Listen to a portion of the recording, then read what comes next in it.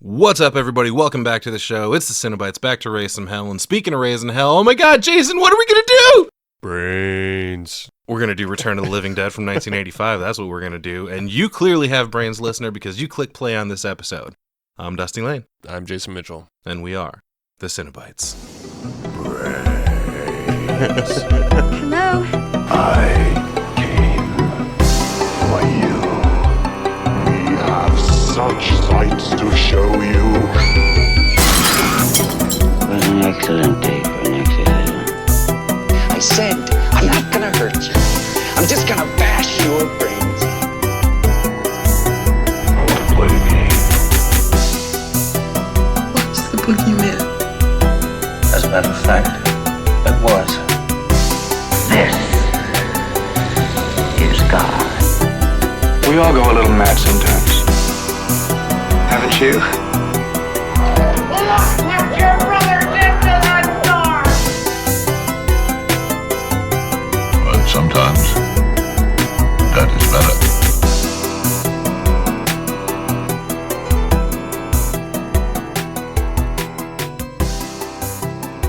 Welcome back to Oblivion, everyone. Once again, we're covering Dan O'Bannon's The Return of the Living Dead from 1985 as we approach the 40th anniversary of this movie.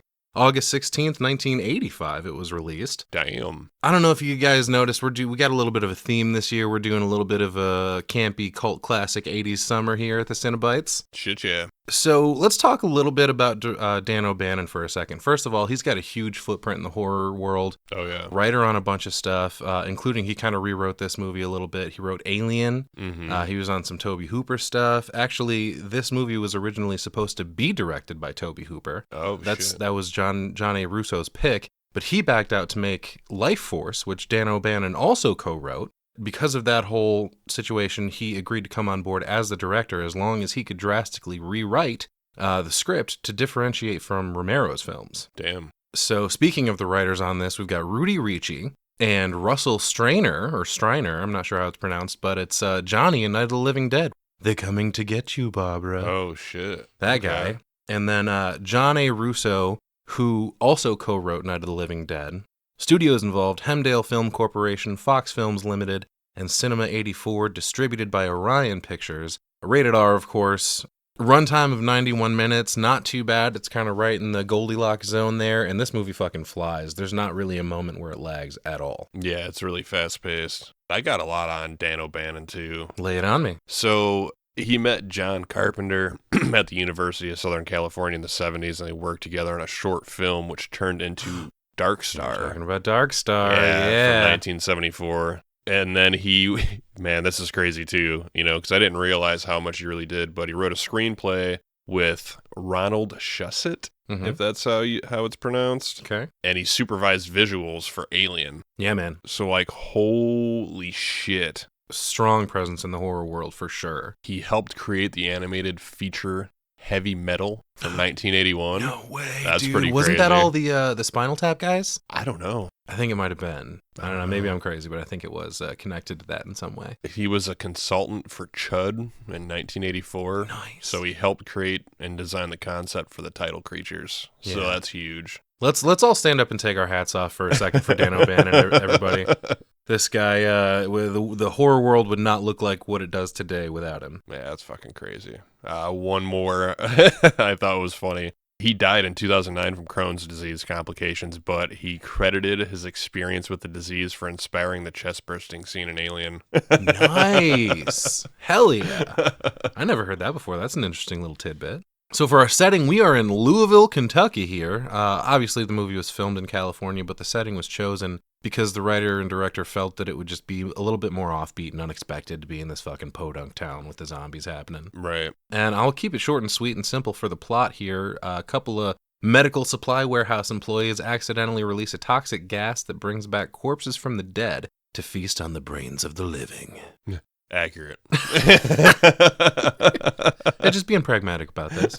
Sometimes I like to be silly, but sometimes let's just get right down to the point. There's plenty of silly stuff to talk about in this movie, Jason. Oh, yeah, yeah. Speaking of silly stuff, let's get into our cast here. Dude, Frank. Oh my God, Frank. He might be my favorite character in this movie, played by James Karen. He is just losing his fucking shit this entire time.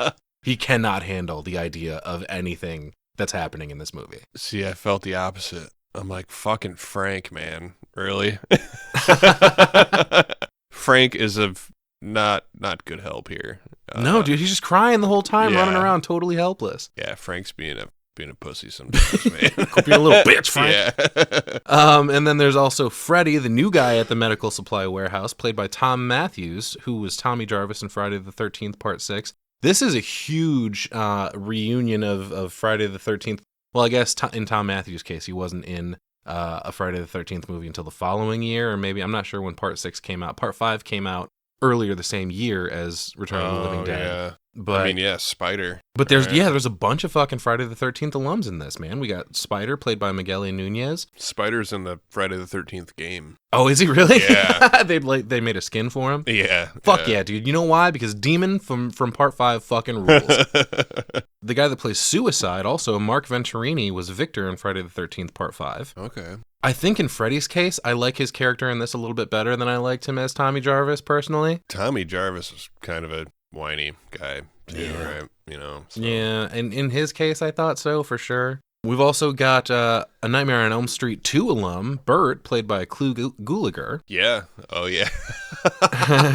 He thought the fucking bird was magic. Yeah. Yeah. Put an M80 in this fucking bird or what? Right. His buddy Ernie over at the mortuary, played by Don Calfa, he's got like some really like Nazi coded vibes going on here. There's he's listening to that like German march as he's working on the body at the beginning. He pulls out that like German the like, I don't know if it's a Luger or a Walter, but it's like an old World War II style pistol. Oh, that huge ass fucking gun he keeps on his hip. Yeah, I think there may or may not be a picture of Eva Braun on his desk, and also like a doodle of Hitler somewhere. So like he's got a fucking dark past. Damn, I didn't even fucking notice. Yeah, if you're not really looking for stuff, and of course I'm taking notes for this movie, so I'm like hyper zoned in on everything. Well, is his last name German? Kaltenbrunner? Kaltenbrunner, yeah, for sure. That's German as fuck. Kaltenbrunner. And then our group of punk kids, which Tina doesn't really fit the mold. She's the least punky out of all of them. But that's Freddy's girlfriend. She's played by Beverly Randolph. Gonna say Tina, Chuck, and Casey are all kind of... Chuck is a little bit more of like a rockabilly vibe. He's got like the suit going. He's got like it's like a checkered jacket kind of, and the tie he's wearing. He's like carrying a boombox around the whole time. He looks like one of those mods from SLC Punk. Yeah, right. Like the old gangster guys almost, or something. He's got a weird hat on. Right. Chuck played by John Philbin. Casey played by Jewel Shepard. And the fucking quintessential punk character here, Trash, played by Linnea Quigley, of course. Yes. Who was in a ton of sleazy B-horror and was always fucking naked. That was her claim to fame. She played the mannequin in Tourist Trap. She was in Silent Night, Deadly Night. My Chauffeur, which we actually talked about in the previous episode, Chopping Mall. Mm-hmm. Sorority Babes in the Slimeball Bull-O-Rama, Night of the Demons, and Nightmare on Elm Street 4, The Dream Master, as one of the souls in Freddy's chest, appropriately enough. Hell yeah. We've also got Scuzz, played by Brian Peck. And then we've also got, I wanted to add in Colonel Glover because he kind of like bookends this movie. We check in with him early on, but then we don't really see him again until the end. Yeah, the Colonel and then Ethel. His wife Ethel. Yeah, and there was more people to credit here, but there was just a lot of people like the paramedics pop in and aren't here long. Yeah, you know? I wanted to kind of get our main group, and I just kind of apprehensively tossed in Colonel Glover at the end of it, played by Jonathan Terry, if I didn't mention his actual name. But you don't want to credit the yellow zombie? No, not really. I think I'm good on that. But who I will credit, I always like to mention cinematography, of course, by Jules Brenner. Music by Matt Clifford. We got another dope-ass 80s synth score going on here, as well as a bunch of like punk needle drops. It's great. The makeup and special effects, Tony Gardner, Kenny Myers, and William Munns are credited. And this movie is gross and goopy and fucking just gritty, and the makeup on this movie is amazing. Oh, yeah. I want to talk about something I'll highlight later about the zombies themselves that really, really impressed me about this movie.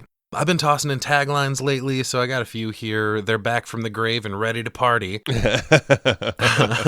Got an appetite for horror? This is your dish. And then I think my favorite was just when you thought it was safe to be dead.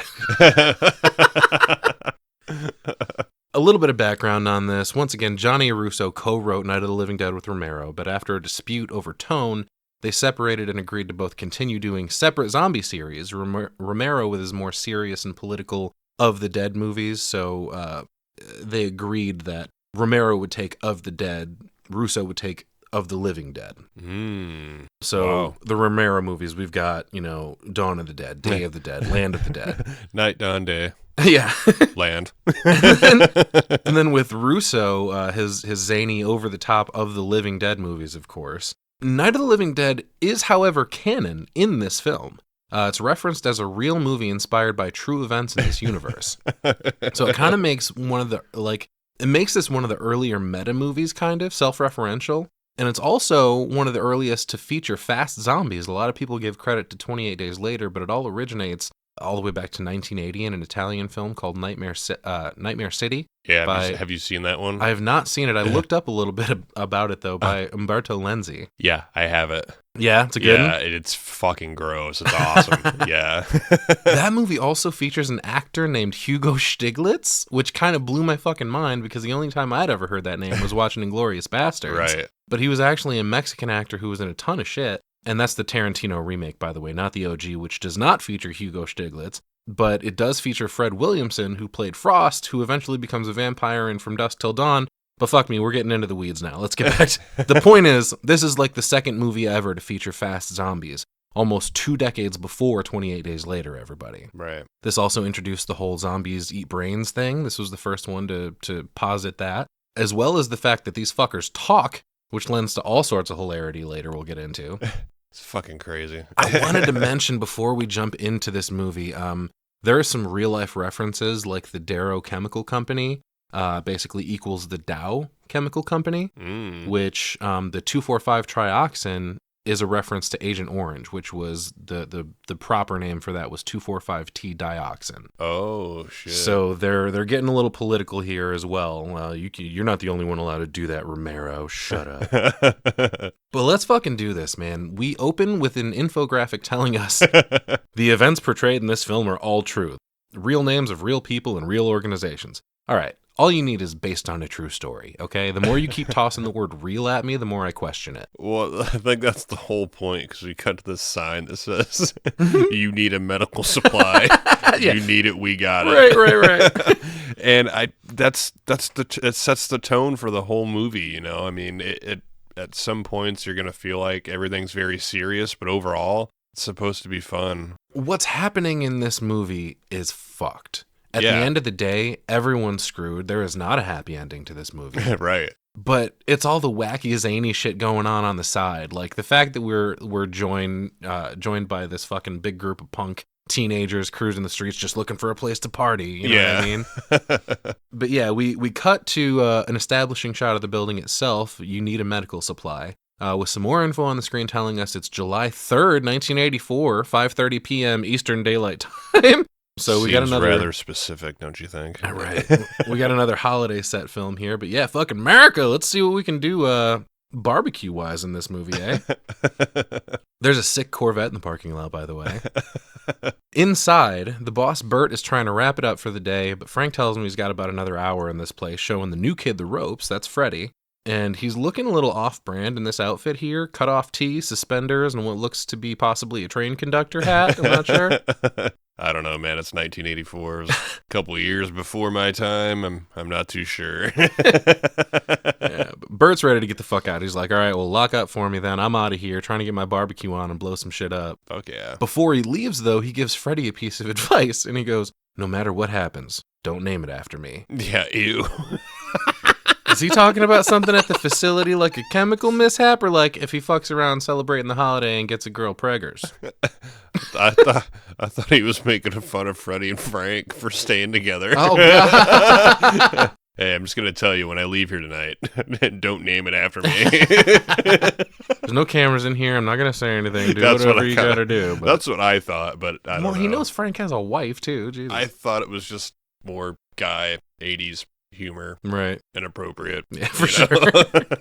Yeah, especially for the boss. This place clearly doesn't have an HR department. No. But Bert leaves, and Frank tells Freddy they have an order from the St. Louis University Medical School. They want 2 adult female skeletons with perfect teeth, which I feel like is a pretty tall order that's kind of hard to come by. Perfect teeth? Come on, man. We're only human. Yeah, they kind of talk about that too, is, where are these coming from? Oh, they're all coming from India or something. But where's the skeleton farm? And where are all these dead people that have perfect teeth when they die? Which leads us into some controversial shit behind the scenes. This leads Frank into, explaining their filing and shelving system terminology. And he's like, oh, that's a 2AFPT. And then he breaks it down unnecessarily, in my opinion. All right, A section for adult, F is for female. Of course, now for the PT. And I'm over here like, man, could we? Right. Do you think we could just get on with it? There's a couple moments in this movie where I'm like, they really need to leave that? Right. But it's great that Freddy literally repeats everything Frank is saying. He's like, oh, yeah, perfect teeth, I got it. But some of them they say in unison, actually. Frank tells Freddy to go get some packing material into the crates so they can box up the skeletons. Frank insists it's so that the skeleton will be comfortable, which, yeah, that's top priority here at UNITA. I think he's just a jokester, He is a little bit. He's having fun. He's got a long ride during transport, But Freddy tosses some packing peanuts on top of this thing, and he's like, oh, don't be stingy. Uncle Bert's paying for it. And then he asks Frank where the skeletons come from, and he answers that they come from India through an international treaty. But hell if he knows why. The important thing is, where do they get the skeletons with the perfect teeth? And yeah, fucking agreed. That's what I said. But that does lead me to our little bit of trivia here, which is O'Bannon's, recounting of H.R. Geiger's work on the film Alien, which led him to order skulls for design purposes, which were sourced from India. Of course, we're also familiar with the poltergeist pool scene, I'm sure, which inspired some more controversy back in '82. Mm-hmm. But interestingly, after this film was released, the Indian government halted the export of skeletons for medical use, which led to speculation that this film may have played a role in bringing attention to that practice, which in my opinion is like, who cares? Clearly not the skeletons, I can tell you that much. Are that many dead bodies over there? I mean, I don't know. As long as we're not murdering people with perfect teeth to harvest said skeletons, what's the big deal? Like, people freak out over things like that way too much. Tons of people are organ donors, for instance. What do I care what happens to my body after I'm dead? True. So Frank asks Freddy a serious question. He's like, how many people die with a perfect set of choppers in their puss? Whoa, language, buddy. Excuse me? And they're what? Frank suggests there must be a skeleton farm over in India and then kind of laughs it off. So we keep the tour going. He shows him the prosthetic devices, wheelchairs, etc. Probably some of those awesome shower chairs and toilet booster seats. They call it a medical supply, but it's really just an old people are us. Lots of compression socks, probably. Hell yeah. But that's when he shows Freddy something a little less common. Split dogs. What the fuck? Like, bifurcated down the middle so that vets can study them? Yeah, dude, cool. All right, that's fucking sick. Make those assholes 9th grade bio that shit and dissect it the old-fashioned way. How much do you love animals? It's kind of cool. Show me. Like, I feel like, isn't there, they have, like, some kind of human shit like that, too. It's, like, cut in half, and you can see the brain, all the fucking nervous system, and it's the same thing. Right? I'm not sure. I didn't see anything. Are you talking about, like, in this warehouse? No, I'm just in general, that's a thing? In the real world. I don't know if it's, like, in a museum somewhere, but I swear there's... I'm not sure that they do that with real bodies, though. Like, these are actual dogs. And just leave them. Yeah. We just have a bunch of half bodies. Yeah, probably not. But Freddy's like, oh man, that's fucking rad. And he growls at the dogs. And Frank's like, all right, enough of the tomfoolery. I'm trying to train you here. All right. So Frank leads Freddy to where they keep the fresh human cadavers, which they sell to medical schools and the Army for ballistics tests. Damn, where are the Mythbusters when you need them? Yeah, dude, cool. But he walks him into this Rocky-style meat locker where they've only got one cadaver covered in plastic and complete with a toe tag. Yeah, I mean, it kind of makes sense. He explains there's new inventory coming on Monday, but there's usually more than this. Yeah, you can't really let him hang around. Got to keep him fresh. Yeah, Freddy looks a little freaked out seeing like a dead body in real life, I think. Yeah. But he asks how many they're usually in here, and Frank explains that much like the restaurant business, you don't want to be overstocked or the inventory loses its freshness. Right. That's quite an analogy. Yep. Frank walks out to teach Freddy how to fill out some forms, but Freddy's kind of enraptured by the corpse, and Frank has to nudge him to snap out of it, and he goes, "Look alive." Good one, Frank. This is no laughing matter, I'll have you know. But we cut to meet the rest of our main squad here. There's a bunch of punkers walking down the street. We got Casey, Chuck, Trash, Scuzz, Spider, and Tina. I love the opening exchange here where Casey's like, hey, are we going to party tonight or what? And Chuck's like, yeah, we are going to party. Very good, Casey. Excellent observation. We're punks. Partying is what we do. But she's like, okay, where are we going to party? She suggests the park, but Scuzz is like, nah, the cops said they'll shoot us if we go back there. Yeah, fuck. Spider's like, yeah, I'm not in the mood to die tonight. Interesting choice of words there, Spidey. Spidey. Then they get on this weird tear about liking death, and specifically like death with sex and sex with death. What the fuck are we doing? What kind of party is this going to be? A wild one, man. We just had a sex death party last episode with Chopping Mall, so I'm a little on edge here, all right? Chuck asks Casey if she likes sex and death, and she's like, yeah, so fuck off and die. Hell yeah, Casey, tell him. Yeah, man, she's feisty. Mm-hmm. I like that Chuck is walking down the street with this big-ass boombox, too. Like, man, the 80s was such a fun time. Oh, so that's screaming 80s. Oh, yeah. So Spider brings it back to where are we partying? But Tina says she's supposed to meet Freddy at the warehouse after he gets off work. Scuzz is like, oh, man, he got a job. What a fucking douchebag, right? Fuck him for trying to survive. Right. What a dick. It's the punk thing, dude. Like, where we're against the establishment. Why are you fucking working for the man, dude? I feel like I had friends like that growing up. Mm-hmm. Oh, you have a job? That's fucked. Right. Casey's like, well, shit, why didn't you mention Freddy sooner? Let's all go pick him up. He always knows the places to party. All right, then why don't you? You've partied with him, right? You should have all the same information. Nah, Freddy's the life of the party, evidently, which I found kind of odd, too. Right. Know? Yeah, he doesn't seem like the most, not that he's not charismatic, but it's like, as far as the punk aesthetic goes, yeah, he doesn't he's have like any, one of the least punky. He doesn't have any chains attaching his piercings to each other. And, yeah, exactly. You know. So back at the warehouse, Freddy's looking through this medical textbook of some kind, studying up for his new job, and he asks Frank what the weirdest thing he ever saw in this warehouse is. Ooh. And Frank launches into this story. I love this guy in this scene, dude. He's like, I've seen weird things come, and I've seen weird things go. But the weirdest thing I ever saw just had to cap it all. But first, did you see that movie, Night of the Living Dead? Did you know it was based on a true case? And Freddy calls bullshit, but Frank just raises a hand to silence him. And Freddy's like, that movie showed zombies taking over the world. Frank claims they changed it for the movie. What really happened was at the Pittsburgh VA in 1969, there was a chemical spill of 2,4,5-trioxin, and all that nasty shit leaked down into the morgue, making the bodies jump around as if they were alive. And he claims it was, the trioxin was intended to spray on weed for some reason. Yeah, what? But the Darrow Chemical Company was also trying to develop it for the Army. So let me get this straight. For the Army's weed? Because I don't think the Army has weed. No, I think it was a thing where like they were spraying it on weed fields because let's not forget in 1985, marijuana was very much illegal. Oh, yeah. So they were like spraying it on fields to kill it, perhaps, I'm thinking. Because like, yeah, once again, this is a reference to Agent Orange, which, as we know, in Vietnam was bad fucking news. Yeah, they were just dumping that on people, though, not on weed, right? Oh, well, sure. I guess that's also true. Hey, man, what'd the weed do to you? But he says they threatened the guy that made the movie, and they said if he tried to tell the real story, they'd sue his ass. So, Romero? Yeah. So they changed all the facts around. Yeah. That's going to be a good one. Freddy asks, all right, so what really happened? And Frank says, motherfucker, I just told you. Yeah, right. You know, he tells them they shut everything down and the Army shipped all the bodies and contaminated dirt out, swept it all under the rug. And he's very dramatic and theatrical about all this. Freddy asks how he knows about it, and Frank explains, oh, typical Army fuck-up. Yeah.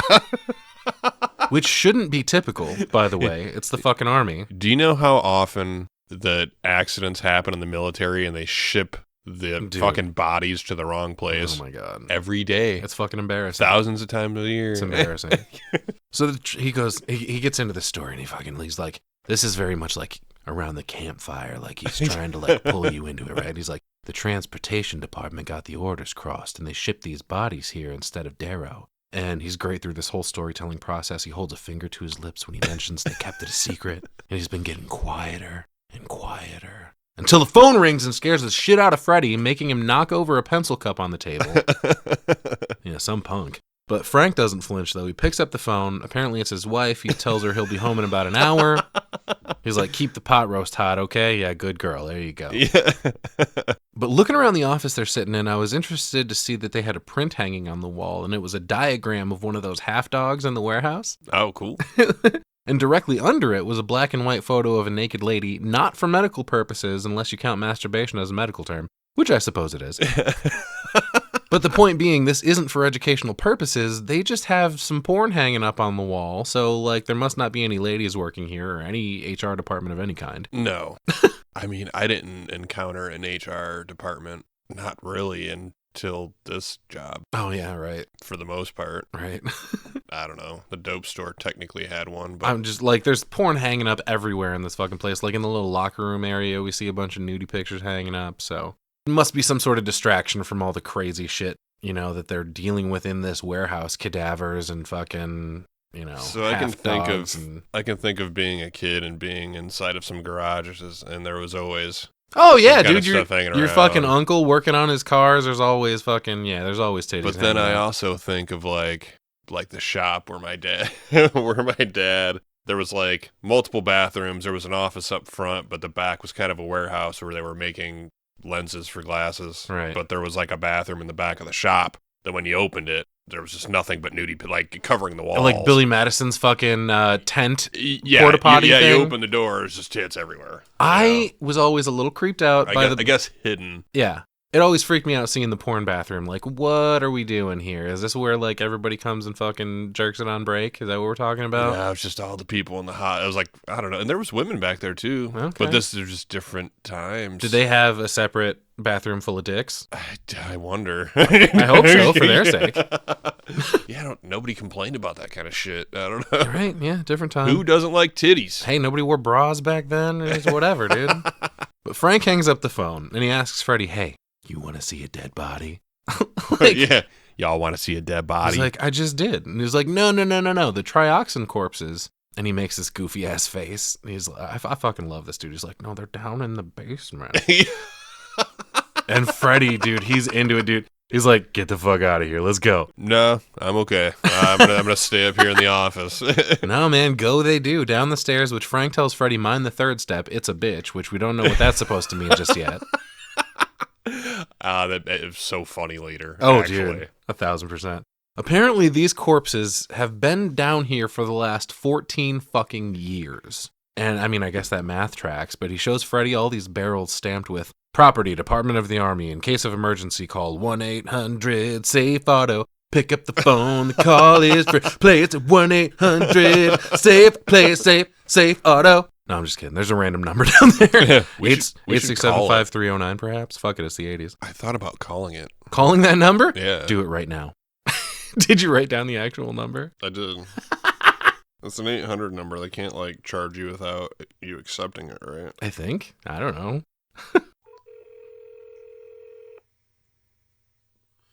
Shit, dude, they're gonna swarm my house. May be recorded for quality assurance. Oh, God. We have a special promotion today for select callers. Hello and congratulations. Just for calling today, we're offering you a free medical alert device.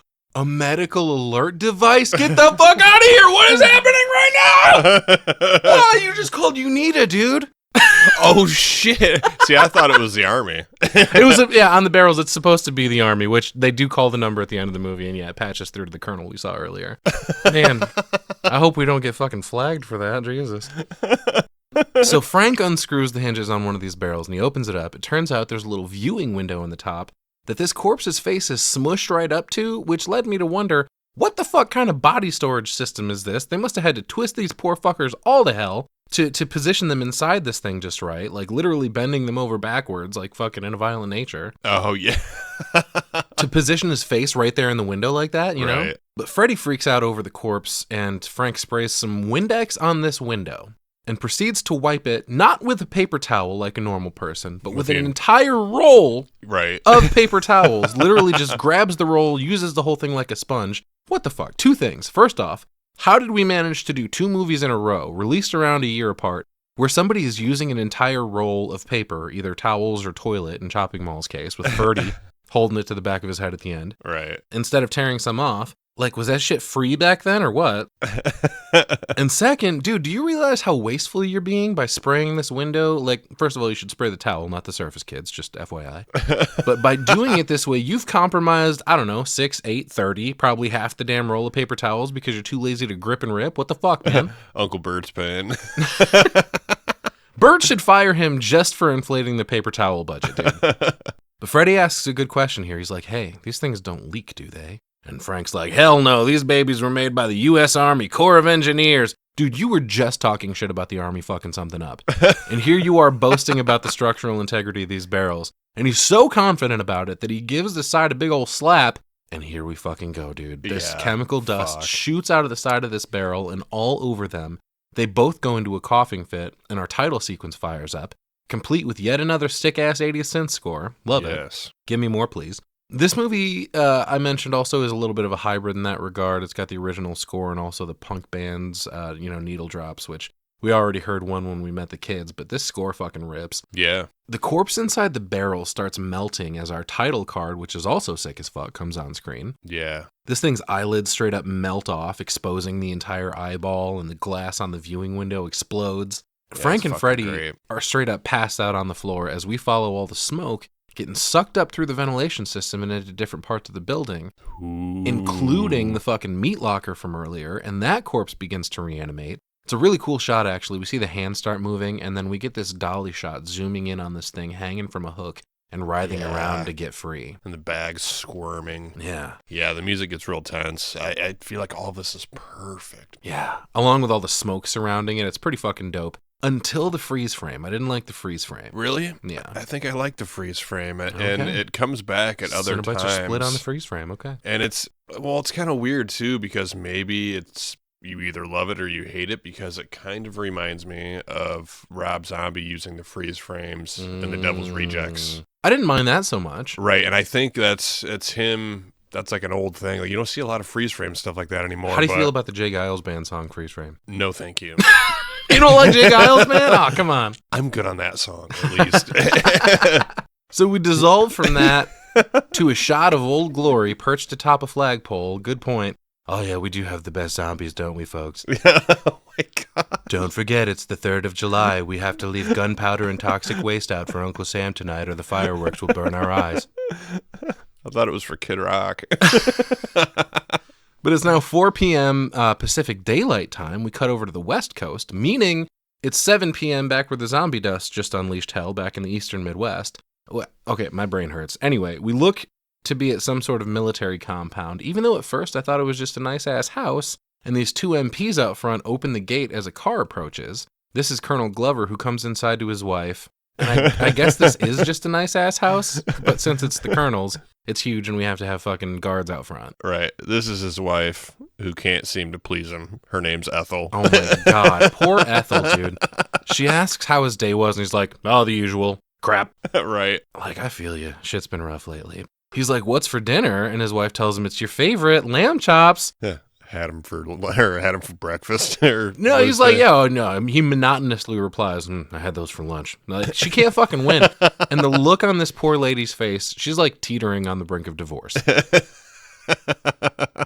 I love this mural on the wall behind him, though, in the dining room. It's like a scene from a more ancient Middle Eastern area, like maybe Turkey or Syria or something, but I love the architecture in it and the ships off the coastline. Hell yeah. But he walks into his office and immediately picks up the phone for a check-in, telling the base he'll be home all evening. And is it weird to anyone but me that this phone is in like a china cabinet with a closing glass door in front of it? It's kind of cool because I kept staring at it. It almost seems like from a distance until he opens it. Right. Everything's all dark and not lit up, so you can't tell that it's like a supercomputer, whatever the fuck it is. Yeah, it's just like command-based until he like hits a couple buttons, it opens up, and then the motherfucker lights up like the glass is tinted or something. It's hidden. It's all James Bondy almost. He comes back out to the dining room where Furielise is playing in the background, and he reminds his wife that work has to know where he is 24 hours a day and be able to reach him. Don't you mean 2,400 hours a day there, Mr. Military? But this is because Ethel is bitching about having to be around all this equipment all the time. The microwave stuff affects her oven. I'm not sure if she's talking about her actual oven or is she trying to have a kid still at her advanced age? Either way.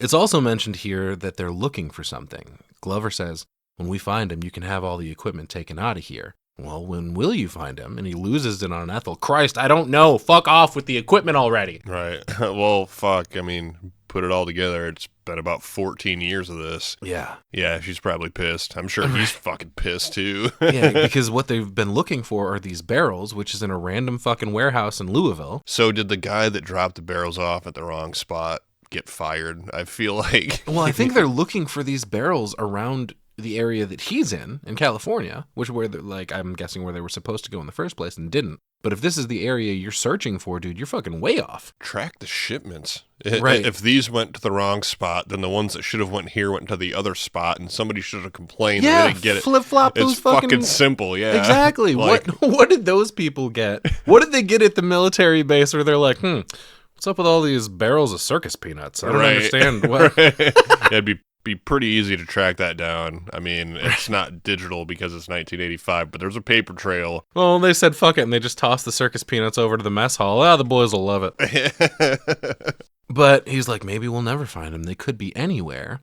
That's when we cut back to the punks cruising around town in their beat-up convertible, which is such a piece of shit that they have no problems just spraying graffiti all over it. It's 7:30 Eastern Daylight Time, by the way. I was going to say, the driver has trouble remembering his name, so he spray painted his name on the front of the fucking car. Well, that's probably because they call him Suicide, which is a new character we're introduced here. This is his car.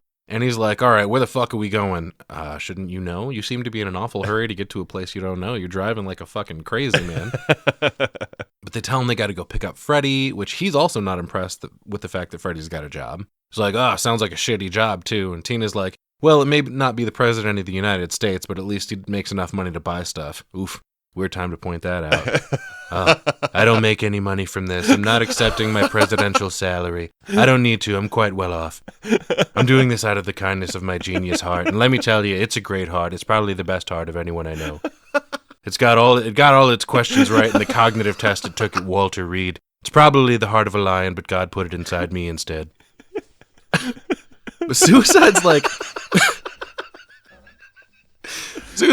oh good, Freddy's got a job. Maybe he'll buy some stuff from me. Hell yeah. Tina's like, he doesn't like your kind of stuff, Suicide. I'm guessing coke is what they're talking about. Drugs. But Suicide gets all pissed off. He's like, man, how come you guys only come around when you need to ride someplace? Meanwhile, Spider is slamming this fucking bottle in the back seat. And he pipes up and says, it's because you one spooky motherfucker. Yeah. Which causes Suicide to let go of the wheel and turn around to grab Spider. Jesus, man, watch the road. Poor Tina has to jump on it and take over. Yeah, she grabs the fucking wheel, and then they bust through a railroad crossing, too. Dude, they barely beat a train across an intersection when they pull up in front of the Unita warehouse. But this whole punk aesthetic was really giving me, especially in the convertible car, the hot-rodding teenagers from Dimension X vibes. It reminds me of the group of kids from like Demons, kind of too. You know. But they pull up outside of this place, and Spider says it's a hideous, ugly place, but Trash likes it. She's like, it's a statement. And she hasn't been talking much. I think she was the first one. She was the one to say "I like death" at the beginning of the movie, of course. But like, she's been pretty quiet up to this point. But Suicide's like, all right, let's go get this asshole. And Tina stops him. She's like, I don't know how his boss is gonna feel about all these punks running up on the place. Thank you. Well, I don't think you really need to concern yourself with that. But Tina's like, Freddy gets off at 10, and Suicide's like, fuck that, I'm not sitting here for another 2 hours. Which is when Scuzz pipes up with, hey, we could go fool around in there for a while. Yeah, dude, I don't see the issue. He points up, and they all look up and they see that in there that he's talking about is a place called Resurrection Cemetery. All right, what kind of sick fuck names their cemetery Resurrection? It seems cruel and unusual. Like, there's actually a local funeral parlor around here called Newcomer. I always thought that was odd and kind of fucked up. But the gate on this place is also covered in graffiti, and the group sort of has mixed reactions about this, but Trash in particular is fucking into it. She's like, fuck yeah, let's go hang out in a cemetery. I love death. Yeah, and they got to break in, too. Mm-hmm. So it's kind of crazy. This place is all trashed, but, yeah, you know. They roll up to the gate, and like, to lend more to the punk aesthetic of the movie, they pull up outside it, and it says "No Future," all huge in graffiti, which we also see the big "Who cares" on the hood of Suicide's car. But they all get out of the car, and I like Trash's exit the best. She crawls over the windshield and kind of like, I don't know, frog slides down the hood, like in order to expose her vagina as much as possible. Nice. Suicide gets a crate out of the trunk while Spider asks Scuzz what his plan in here is. He's like, oh, what, you want to turn over gravestones? That sounds like a nice night. He's like, no, I just wanted to see the place. I've never been to one before. Never been to a funeral. Never knew anybody that died. So, what, you're just a fucking poser in the punk scene, dude? Come on. Suicide smashes the lock off the gate and tells everybody that the crate he grabbed is full of road flares. They walk inside, and like you said, this place is a dump, garbage all over the place. Looks like a bunch of unhoused people probably frequent it. Right. And Spider tells Scuzz it looks like his house, and Chuck turns on his boombox again, and we get a shot of all the birds around him taking off into the sky. Yeah, dude, that made me laugh. Yeah. like it's that fucking loud. Right.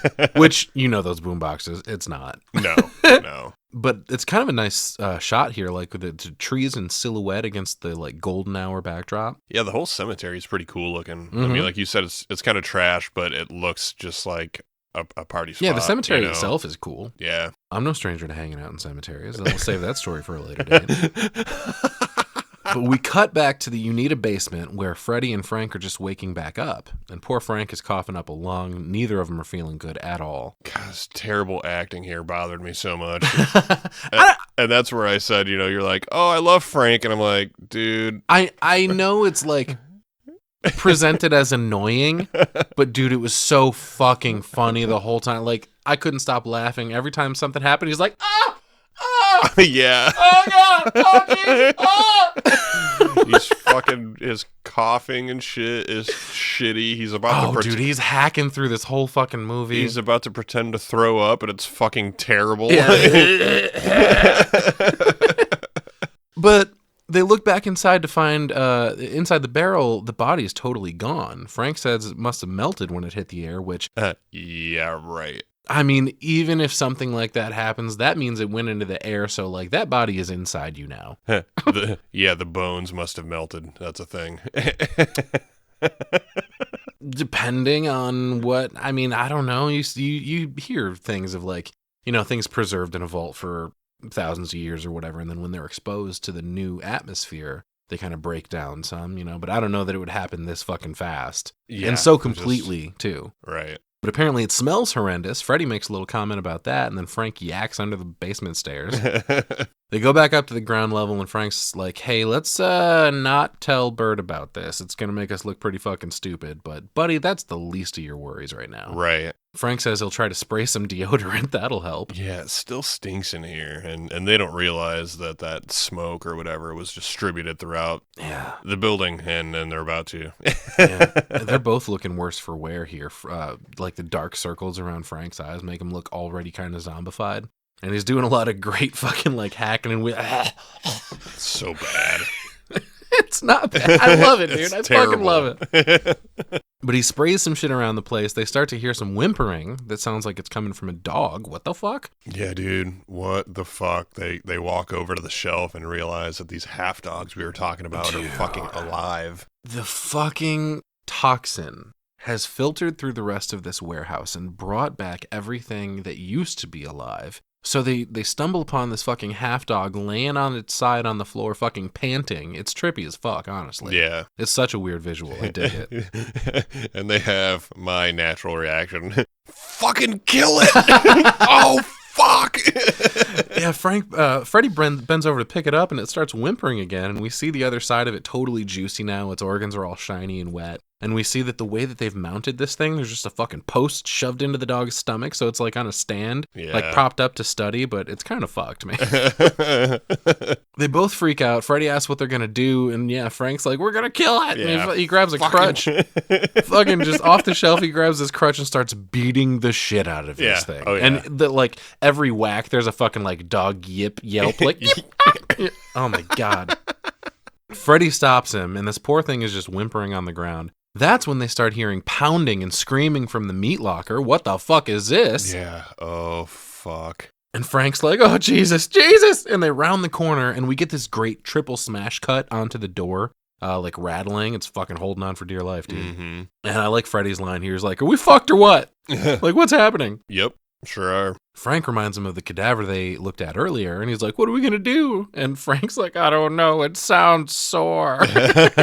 Fucking lock it. Yeah, he decides to throw the padlock on the door, hoping that solves the problem. There's another great little detail here. As he does that, there's a display of butterflies pinned to a board, and they're all flapping their wings now. Yeah, it was a really cool idea. Like, small attention to detail. Oh, yeah, 1,000%. Turns out this is not a good place to be in here with all these dead things. But they run into an office and close the door. I love the eye test chart on the wall where it's all broken down like, the classic eye test at the eye doctor, the big letters on top, and they get smaller as they go down. But if you read it all together, it says Bert is a slave driver and a cheap son of a bitch. Really? Yeah.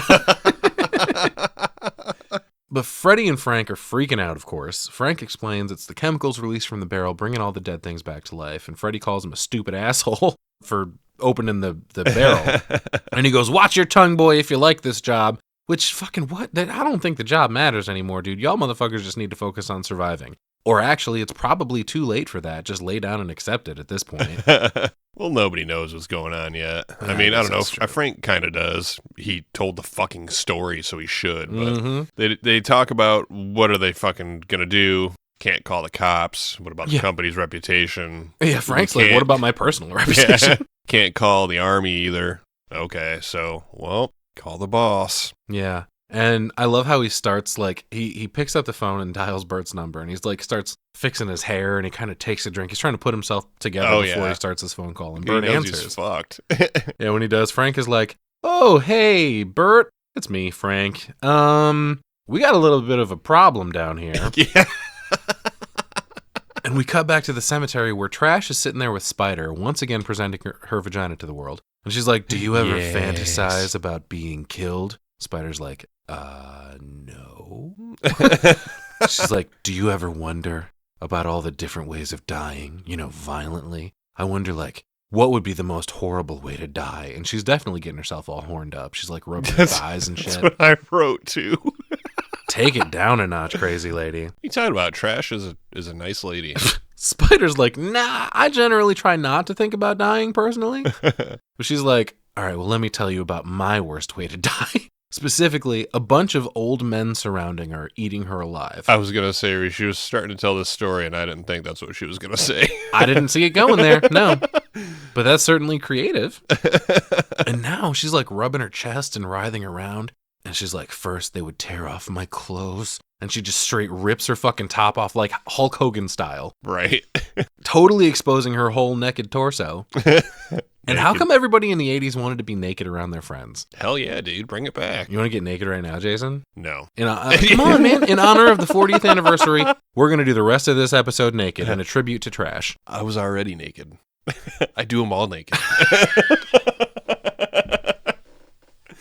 You're supposed to wear clothes at these things? Is that what that spot I can't get out of that chair is? Jesus Christ.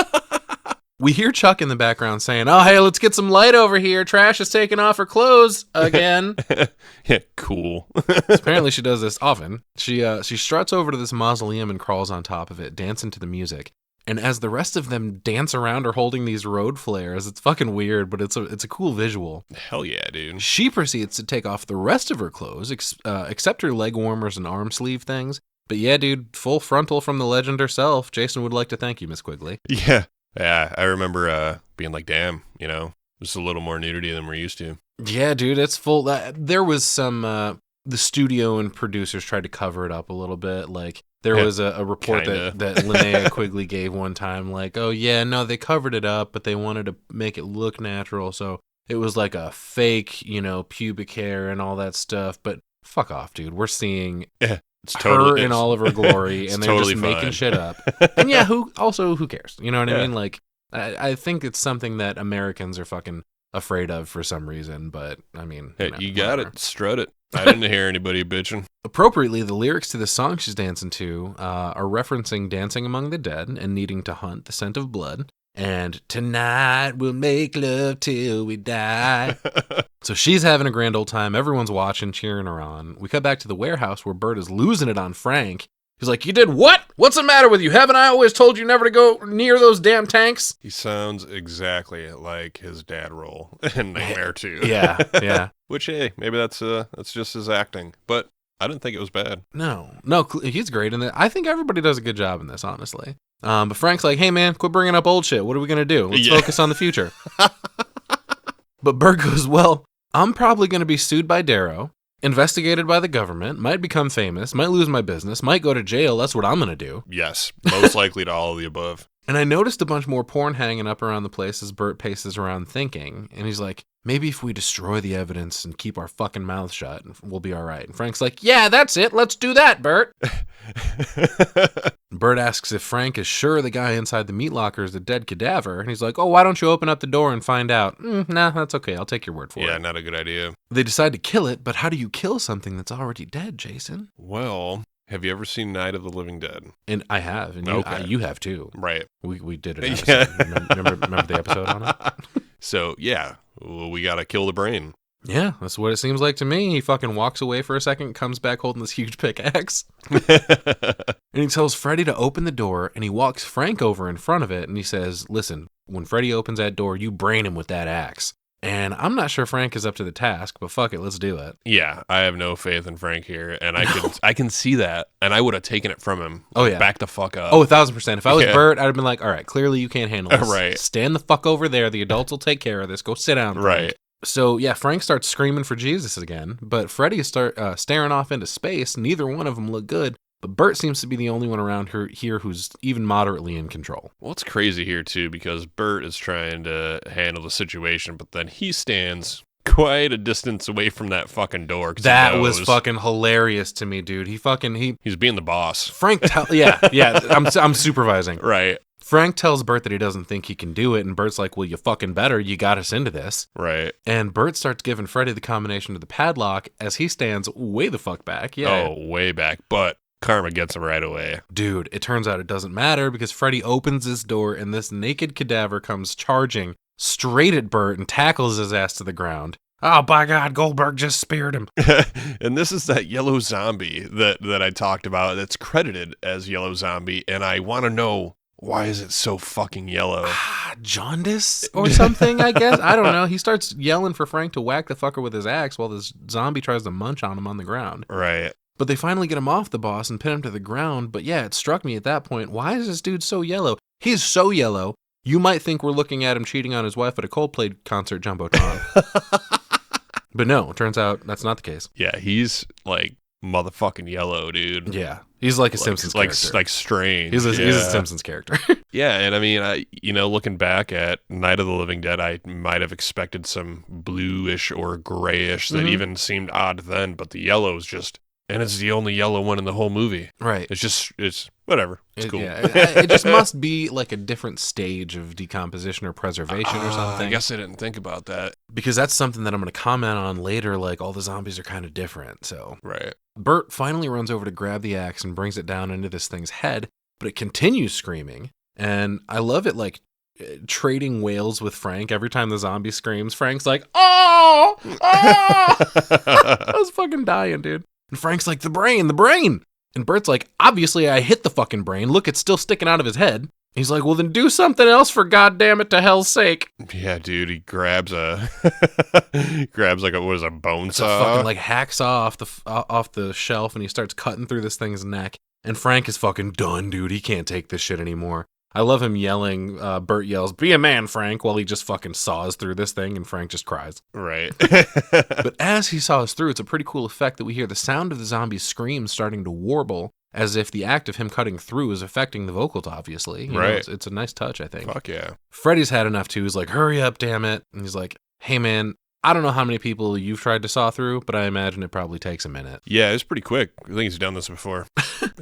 He finally does get through the whole thing, but what the fuck is this? It does no good. The headless body just gets up and starts running around, smashing fucking shelves over in the warehouse. This movie's fucking wild, dude. This guy's just a bull in a china shop, smashing into the shelves, knocking shit over until Freddy finally tackles it back to the ground. But Bert yells to get a rope to tie this damn thing up, and Frank has not stopped screaming through this whole scene. He's like, rope, where's rope? And he's like, I don't know, but go get one, goddammit.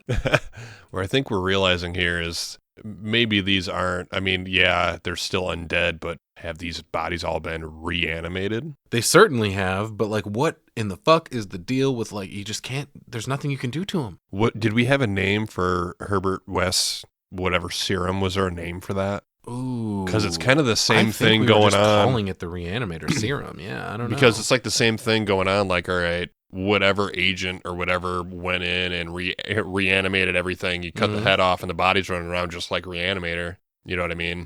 Kind of similar. And maybe it's fucking same universe or something. Right. Well, and they say reanimated a few times later in this movie too. Right. You know? Which same year, right? Reanimator 85? Yep. So there's a lot of that going on back then, apparently. But yeah, Frank prances off crying the whole time. It's so fucking great. We get a quick side profile shot of the head on the ground, which reminded me very much of Friday Part 4 with the machete going through Jason's head. Yeah. Hell yeah. And he was like, I thought you said you got to destroy the brain. Frank's like, it worked in the movie. And Bert's like, well, it ain't fucking working now. I love Freddy's line here. He's like, you mean the movie lied? It is a movie. It's a fucking movie, Freddy. But they take a step back now that they've incapacitated this thing for the moment again. And Bert says, well, we're just going to have to destroy it until there's nothing left. And Frank's first thought is acid. Bert calls for the Aqua Regia because it's stronger than sulfuric acid. And I'm pretty sure I had a bottle of that when I was younger. Spray on a little before the club, you know? Or no, that's Aqua Velva. Yeah. Sorry. My bad. Pretty close. Yeah, fucking... I'm going to stop pointing it out, but every time somebody makes another statement, Frank's default response is some sort of gasping, fucking whatever.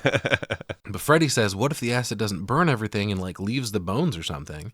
That's when Bert climbs one of those rolling ladder things to look across the street, and he says, sometimes Ernie Kaltenbrunner works late on Friday nights. He's the embalmer at the mortuary across the street. Oh, shit. Damn, gotta call a favor. You know what they have at those places, don't you? Crematoriums. Yeah.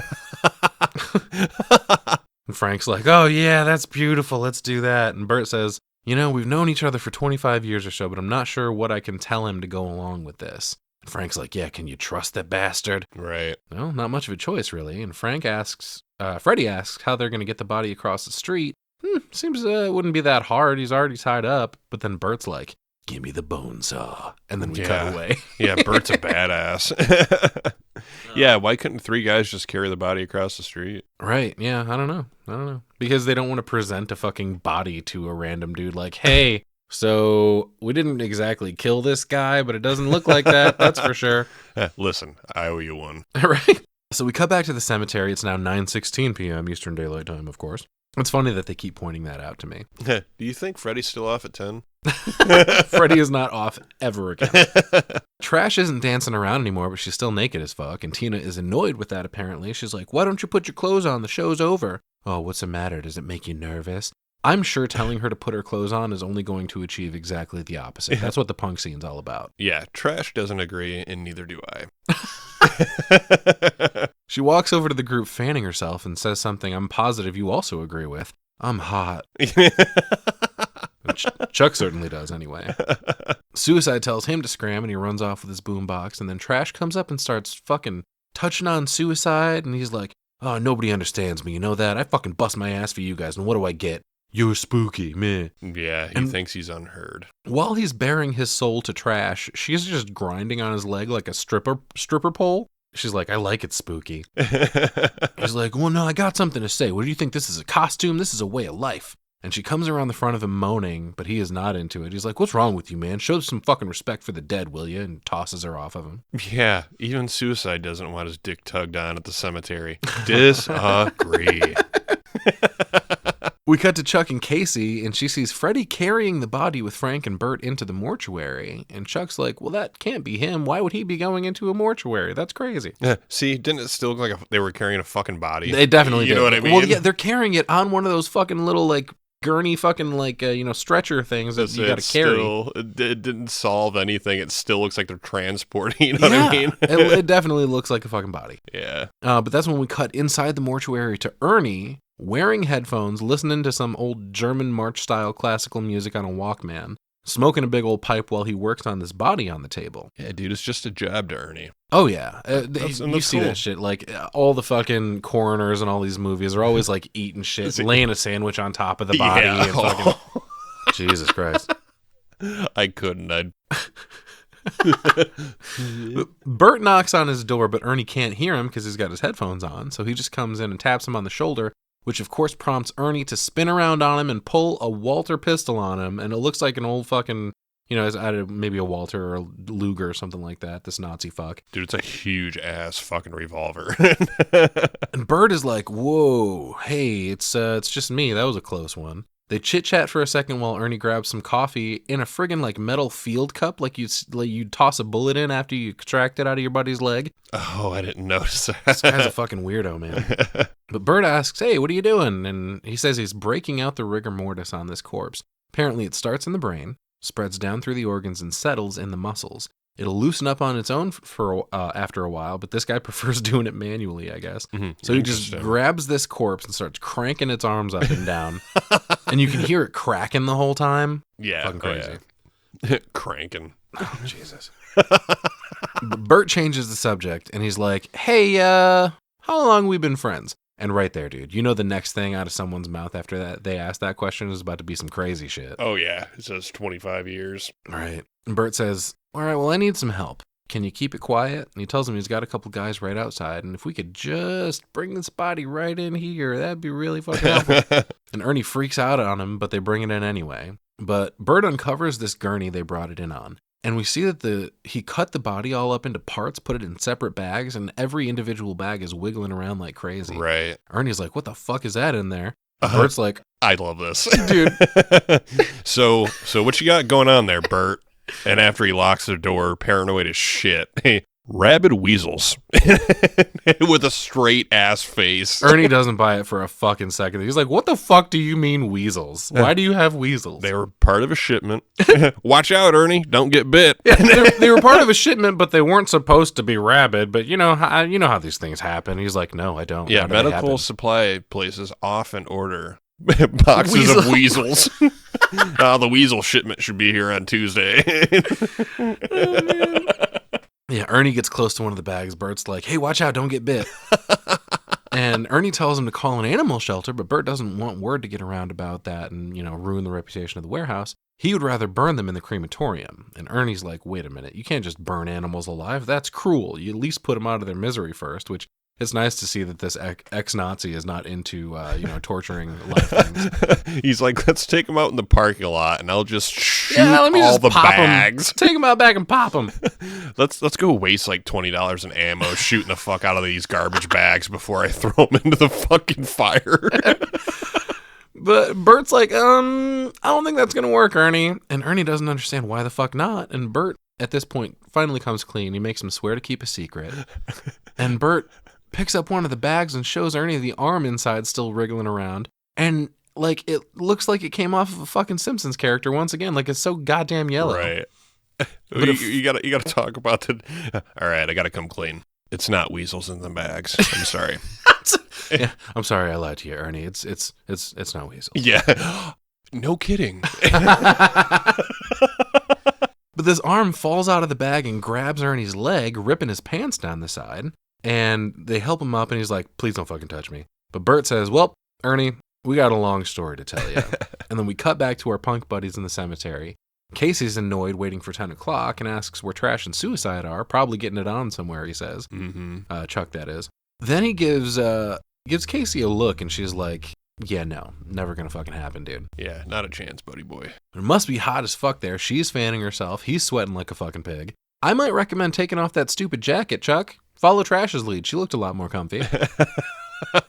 But Chuck suggests they split together, and Casey's like, oh, you'd really like to do it with me, wouldn't you? I mean, yeah, probably. She's like, go choke a chicken. Yeah, she's rude. Suicide walks up, and she goes, oh, great, here's your friend and mine. I'm not really sure what that line is. It sounds good, but also doesn't. Right. And he's like, hey, fuck you, ballbuster. Meanwhile, Tina says her watch stopped working and asks Spider what time it is. And he's like, oh, it's going on 10. But she freaks out saying she's got to get to the warehouse for Freddy. And he pulls out a cool little pocket watch, but I'm concerned about how well it tells time because he has to smack it with a stick a couple times before he reads it. She walks off back toward the cemetery gate, past this awesome old cannon. Yeah, that was really cool, actually. And she makes her way over to the warehouse through a lot of really cool and ominous overhead shots, which apparently O'Bannon wasn't pleased with, but I think they were really cool and really effective, showing, the deserted area and kind of putting her in a vulnerable position. She's all by herself. And yeah, no, I guess I kind of get that, but at the same time, it looks good. But I guess how often do you see a big-ass cemetery like that across the street from a warehouse district, business? Makes sense to me. You don't want it in your fucking, downtown or whatever. Right. Yeah, that too. Yeah, I don't know. Well, she rings the doorbell of this place, but there's no answer because they're all over at the mortuary, of course. And we cut back there, and Ernie's like, frankly, Bert, I think you acted precipitously in cutting up the corpse. He's like, all right, but whatever, it's done. So what do we do now? And Ernie wants to make a deal. What's in it for me? And he says, this is a pretty big favor. And Bert agrees to pretty much whatever he wants. So it's like the thing where I'm not going to say what the favor is now. We'll come back to it later. But right. Yeah, you owe me one. Yeah, it's risky right there. So he cuts the shredded leg off his pants. And he says, all right, let's torch this bitch. It's another part of the movie where I said, did we really need to watch him cut his pant leg off? Right. Okay. We cut to the crematorium. Ernie fires it up, explaining everything will burn, no problem. But surprisingly, the hardest thing to burn is the heart. It's just one big tough muscle. He's like, all right, well, we don't want that hanging around either. So Ernie cranks up the heat some more. Bert asks about the split dogs. He's like, yeah, we'll fucking fire it up hotter. Everything's going to burn. Don't worry about it. Right. And Ernie pulls out this sliding rack to load everything onto and yells at Bert to come help him. This is your fucking mess. So does that mean they have everything from the warehouse that was alive and moving in these bags? I guess, question mark? Not everything, it turns out, when we go back to the warehouse. Right. But meanwhile, Frank slides over to Freddy and scoffs, saying, some favor. I can operate that goddamn thing. Right. Yeah, but you don't own it and you don't have access to it. But Bert keeps asking, are you sure this is going to get rid of everything? Ernie's like, yeah, man, nothing but a little pile of ashes. Shut the fuck up. And Bert's like, well, we don't even want the ashes around. And Ernie's like, then I'll turn it up hotter and burn the ashes too. Is that a thing? I don't think that's a thing. There's got to be something left over. Do ashes have a melting point or a point where they like gasify or something? That sounds crazy. Do you have a fire pit here? I do. How often do you empty it? I mean, when it starts to get like half full or so, I guess. Once a year, maybe? No, it's more. Well, I burn through the winter in the wood stove, so I'm like maybe halfway through or maybe 3 times. Here's a better example. How often, like when it's winter and you're burning it all day, do you have to empty the ashes out of their lot? 2 or 3 times. Okay. Over the whole winter. I was wondering if you think about how much wood, which you don't have to keep this, I'm just thinking out loud. Yeah. Like how much wood you put in there versus how much ash you take out. Yeah. It's how probably much wood would a wood stove burn if a wood stove It's probably not even close. Right. But I would imagine that the ash ain't burning down and burning away. It's getting light enough that it's carrying out. Partially, for sure, yeah. Yeah, and that's where most of it's going, I would think. Yeah. But Ernie pushes the rack on in and he says, dust to dust, and we watch everything start to burn away. And then the score kicks back in as we watch a bunch of nasty-looking green smoke pour out of the chimney, which I think means they just elected Beetlejuice the new pope or something. And all that smoke starts dissipating into the clouds at this point, though, and immediately lightning starts crashing and a heavy rain starts coming down out of nowhere. And all that rain starts pouring down over the cemetery specifically, where all the punk kids freak out and start scrambling for the car. And it's so funny that Trash keeps kind of going back and forth. Still totally naked, but she keeps trying to decide if she needs to double back for anything. Well, I should probably grab some clothes. Fuck it. Nah, wait a second. I'm going to grab this. And then she drops it anyway and then really says fuck it and runs off. But I would imagine she would be feeling great in this rain. It's like the best shower you ever had in your fucking life, dude, especially after it was so hot. This is so cool and refreshing, except for the part that it burns your skin. As I say, there's the chemicals. Yeah, fucking zombie rain, dude. Yeah, we get a really cool shot of the rain hitting the grass here and like smoke rising from the chemicals. Yeah. We cut back to Tina for a second, who's still at the warehouse. She doesn't want to be in the rain, so she just breaks the fuck into the place. Yeah. And call. Yeah. Motherfucking door wasn't locked. Well, I know, but like it's after hours. She's not supposed to be in here. No, I thought for sure. I'm like, damn, she's pretty good at fucking B&E. Yeah. Like she knocked down a warehouse door. She calls out for Freddy, but nothing doing. Back to the kids who get to the car and put the top up on the convertible. They all pile in and start complaining, particularly Trash about her skin burning. Because it's apparently like acid rain or some shit. Yeah. But like, I don't know, man. Just lay back. Acid rain, you say? Let's see what kind of trip it takes you on, man.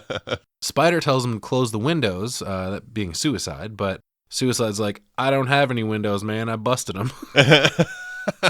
Trash she's asking for somebody to give her a towel. Where do you think we are right now? Ain't no fucking towels in this car. There ain't even windows. Right. But she starts tearing fabric off of Casey to dry her tits off.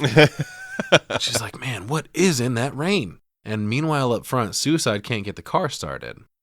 Question, Spider. Where are you in such a hurry to get to? You guys were just hanging out until Freddy got off, remember? Right. So we get some sick-ass shots of the cemetery getting dumped on with this zombie rain. There's one tombstone in particular that's got a huge carving of a man slumped over that looks really awesome. And we also look in on the crematorium doing its thing. It looks really cool, all lit up with the smoke pouring out as we zoom in on it. Ernie stares out the window at the rain and he says, "Look at it. It's coming down like ein betrunkener Soldat." Which means a drunken soldier, of course. We cut back to the cemetery, and there's another great shot where we sink down into the ground along with the rain, and we see as it starts to drip on these corpses in their coffins. Oh, fuck me, a whole cemetery full of these guys. Yeah, these shots are so awesome. You could literally see the water going through the different levels of the ground and then eventually landing into the coffin onto the body. All I gotta say is you better keep that fucking incinerator hot. Right?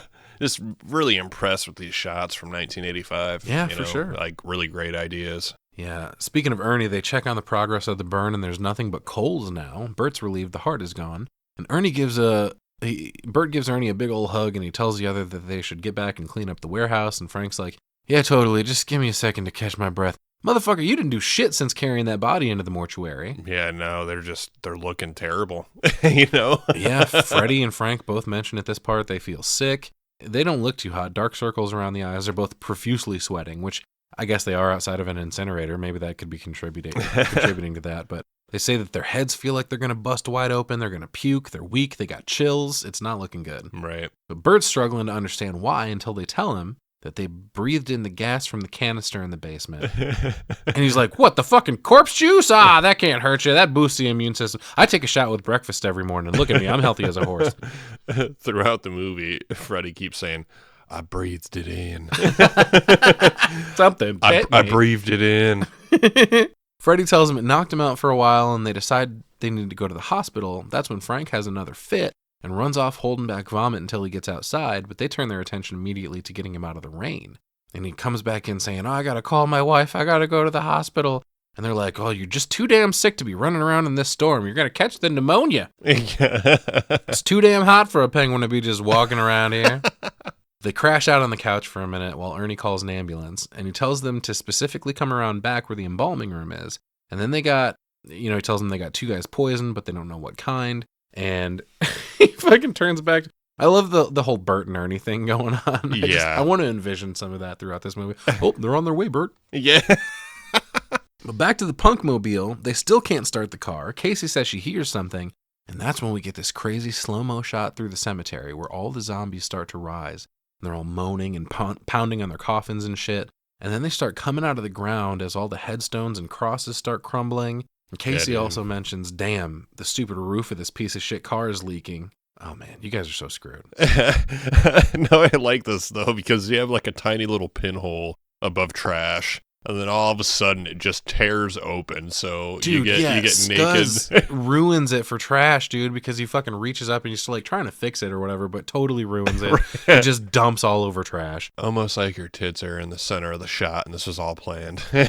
Oh, well, dude, yeah, like throughout this whole thing while she's in the car, she fucking, because he has done this now and she's trying to block all that rain, it now forces her into a position where she's got to raise her arms up above her head so that her fucking tits are perked up a little higher in the shot, please. You know what I mean? Like, Jesus Christ. Nice. We cut back to Tina, who's roaming around the warehouse, seeing the aftermath of the carnage that occurred here earlier. She finds Freddy's hat laying on the ground and picks it up. She walks downstairs to the basement. She doesn't have anybody there to warn her about that third step, by the way, and it creaks when she steps on it. Dude, she's crazy. Can you tell me any other movie where a chick breaks off by herself alone and goes down into a dark ass, Not the greatest choices here. But she finally makes her way down to the canisters. She notices the god-awful smell. Oh, god, them damn demons are back and they're farting again. Yeah. Dusty, quit farting. Never. She hears some rustling in the corner, asks who's there, and there's a really cool crash zoom shot on her reacting as the zombie from the canister comes out. Goopy is all hell and says, "Brains." Yeah, dude, Tarman. Yeah, right. Which I have to wonder how he is able to make the proper sounds with no lips, and I would think probably a garbage tongue, whatever's left of it. Surprisingly, the tongue looks pretty fresh and juicy somehow. I mean, there's a couple shots in this movie where you don't have your normal zombie, and it's kind of just like a skeleton, and I'm getting like Army of Darkness vibes. You know what I mean? For sure. As much as I would have thought that I didn't like that, it works. You know? I love it, dude. The corpse is sick, dude. It's Right. got no nose or eyelids, of course. The skin is almost completely rotten off the bone on this guy. And also, surprisingly, he's almost a PT in the parlance of the You Need a Medical Supply warehouse. He's got some nice teeth for being dead for 14 years. Right.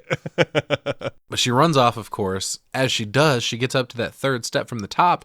And, of course, running, she puts her full weight on it and falls through. Oh, that's what Frank meant by it's a bitch? It's fucking funny, man. Just, oh, it's going to give any day now. We're just too cheap to do anything about it. Right. Watch that step. She does, however, manage to hang on so she doesn't fall to the ground below. She's just kind of hanging out there for a second. The punks decide to go over to the warehouse at this point, not a moment too soon, because the zombie in the basement is now fucking Jack Sparrow walking up the stairs to eat Tina. And he's like, live brains. And she falls the rest of the way through the stairs, and the zombie's like, damn it, I just walked all the way up here.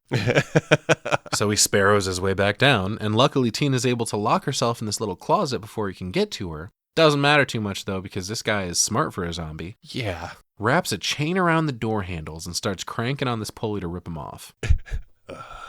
Stop it! God damn it! I have to use words, Jason! I'm sorry, it's perfect. Starts cranking him off. But finally, the others arrive in the warehouse. Trash is straight up crying at this point that her skin is burning. Yeah, that's the STD, sweetie. Sexually transmitted death. That's why we don't take our clothes off in cemeteries, okay? Suicide yells out for Tina, and she screams that she needs help. So they all run down to the basement and can't make sense of what they're seeing as the chain pulls the doors off this closet. They don't see the zombie, though, until Right. Suicide reaches up and pulls this cloth down. That's when we get a real good look at this fucker. He kind of looks like a dead Captain Spaulding, I think. Yeah, a little like bit. with the for lighter dome on top of his head, and then the darker complexion, like from the cheekbones down, looks like Sid Haig. sure. Right. He looks up at Suicide and says, "Oh, good, I don't have to worry about the chick in the closet. Here's some brains right here." Right. And he grabs Suicide and just takes a huge bite out of the top of his skull. Fucking crazy Jesus. looking too. Yeah. Those perfect teeth in action. Tina runs past everyone else like, I am fucking out of here. They all just kind of stand there transfixed that their friend was just murdered in front of them. What the fuck is this thing that just bit the top of his head off, etc. And then Spider picks up a paint can and throws it at this thing while Suicide just twitches on the ground just about dead. Which is, I mean, I don't know. I guess you got to do something, but at the same time, you should have just let him munch on him, and you guys probably would have been And fine. you could have gotten away scot-free. Right. Yeah, dude. Fucking get the fuck Instead, out of here. He grabs his fucking attention, and Right. he just immediately, like, oh, fuck. Right, exactly. The zombie looks up and gets all excited, and he's like, oh shit, there's a whole crowd of people now. So many more brains. Right, right. And he comes after them, and it should be noted that Trash had found some clothes at this point. But as they run away, whatever she had on the bottom gets caught on something and rips right back off of her, so her little butt's hanging out again. And they all run back upstairs, and Spider slams the door shut, but he's got to yell at the rest of them to come back and help me bar the door, you stupid fuckers. Yeah, they all took off. Cut to the ambulance arriving outside, which is a cool shot, but terrible framing for the end of it, hidden behind all these mossy trees. Right. Then the paramedics come inside, and they're like, all right, who's poisoned? Bert and Ernie point over to the couch where Frank and Freddy are both shaking at this point, both wrapped in blankets. Poor Frank has a 5-gallon bucket to puke in. The EMTs have this awesome first aid tackle box they open up, and they start checking out Frank and Freddy, asking what they took.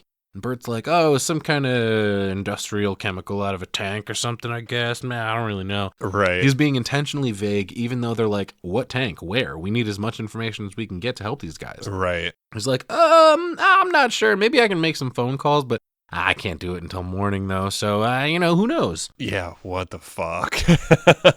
But they start getting the boys' vitals, and one paramedic asks the other if he can borrow his stethoscope because he can't hear anything through his. The other guy's like, I don't think it's the equipment.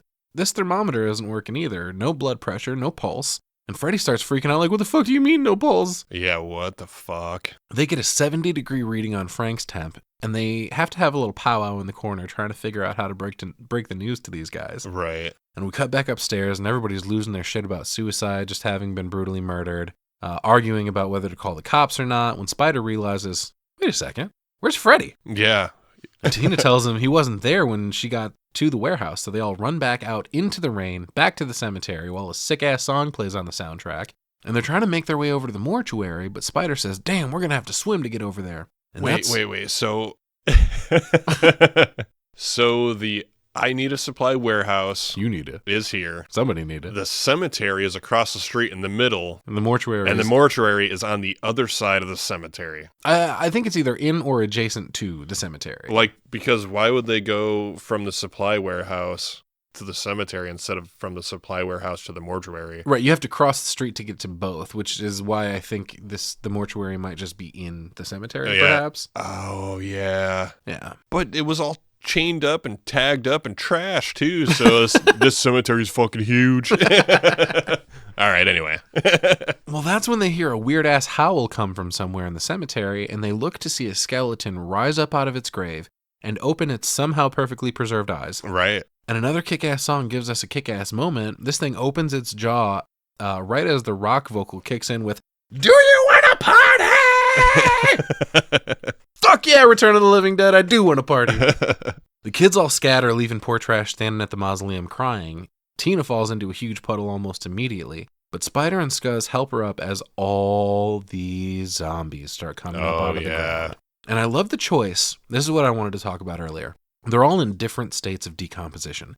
It would have been so much easier for them to say, all right, here's the design of all the zombies. But no, they went through the trouble of making each one its own unique design. And I really have to applaud the special effects team on this movie. They did a hell of a job. I don't think I mentioned the head bite earlier looked fantastic as well. Just every choice they made up to this point has been pitch perfect. And I fucking really appreciate it. Agreed. Poor Trash is stumbling through this cemetery, making basically no progress at all for someone who has total freedom in the range of motion category at the moment. But here it is, man. Her worst nightmare comes true. She falls into this puddle, and a bunch of old men surround her and start tearing her clothes off and eating her alive. Yeah, sorry, Trash. No more naked dancing. Makes me sad, but we must press on. Yeah, but what are the chances that that's the way she dies?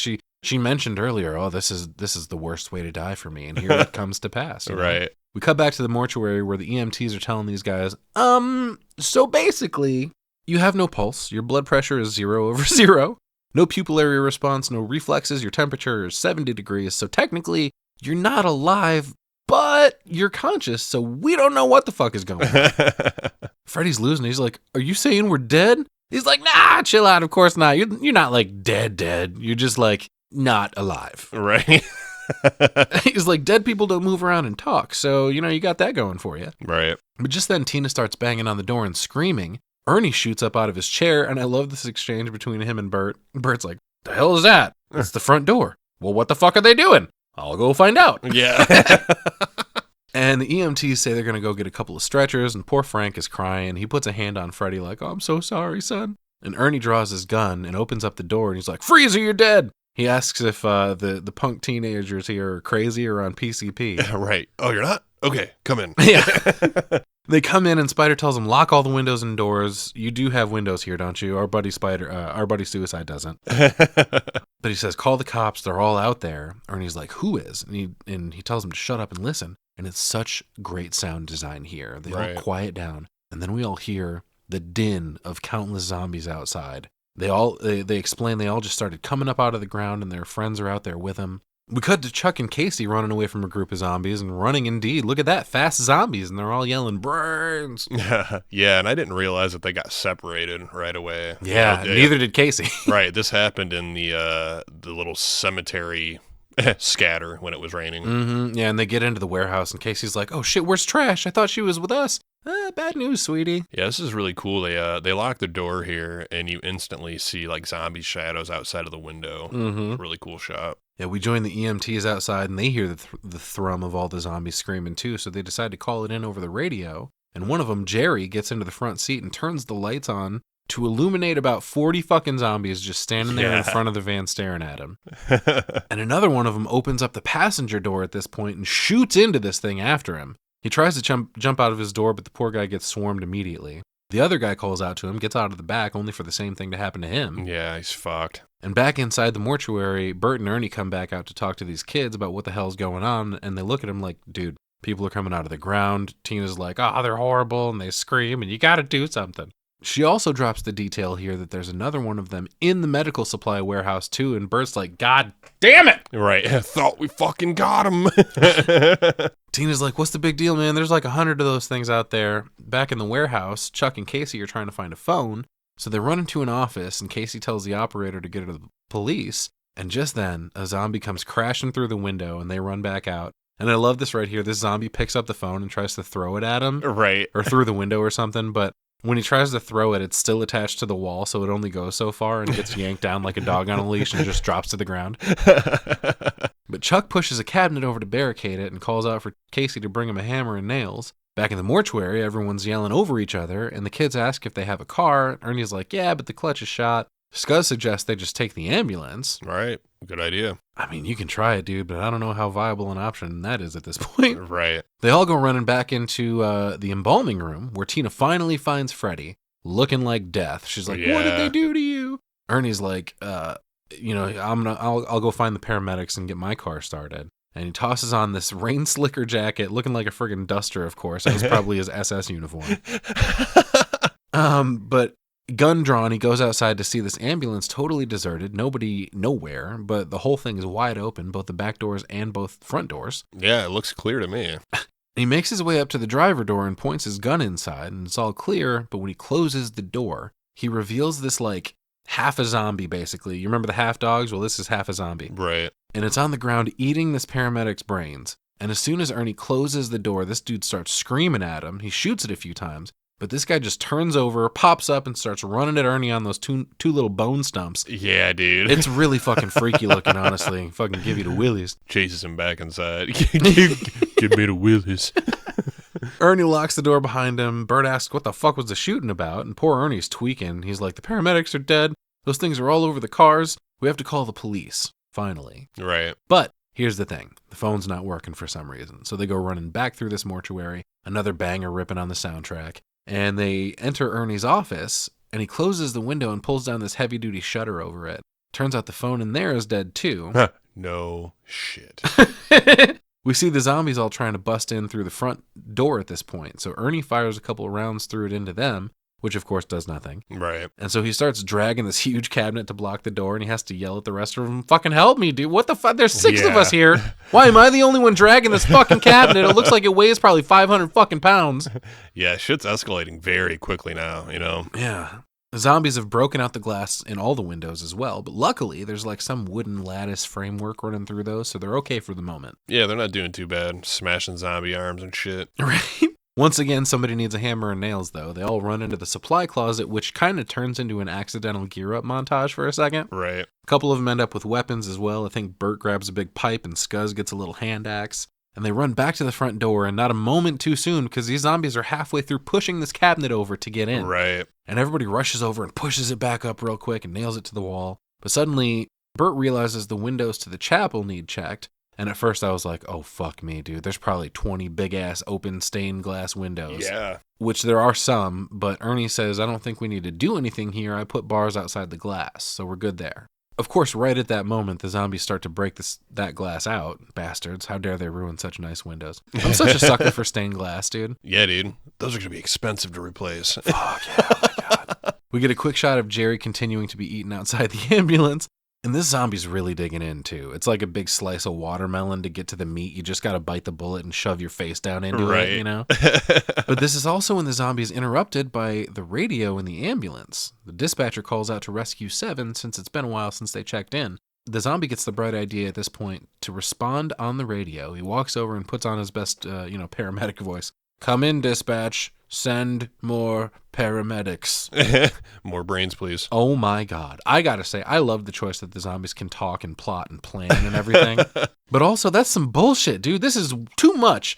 Generally speaking, they cannot do things like that, and it's already tough enough to deal with. Yeah, now, I didn't care for that. I thought it was goofy. It's a little goofy, but I mean, I don't know. Also, why not? Yeah, agreed. But now there's like no chance. Plus, you can't kill the fuckers, dude. What do you have to do? Like, lead them all one by one to the incinerator? Fuck all that. But we get a few shots of the place all boarded up. They're finishing on the last window, and not a moment too soon, because Spider's had enough of these goddamn windows. You're like, how many fucking windows you got in this place? Yeah, no shit. But no more. Apparently, the embalming room is the only place left, and it has steel shutters. Fuck yeah, just go hide out in there then. Yeah, oh yeah. And they get back in there, and Tina's freaking out, accusing the guys of having done something to Freddy. Spider insists they tell him what's going on, and Bert's like, I don't have to tell you anything, dick brain. Yeah.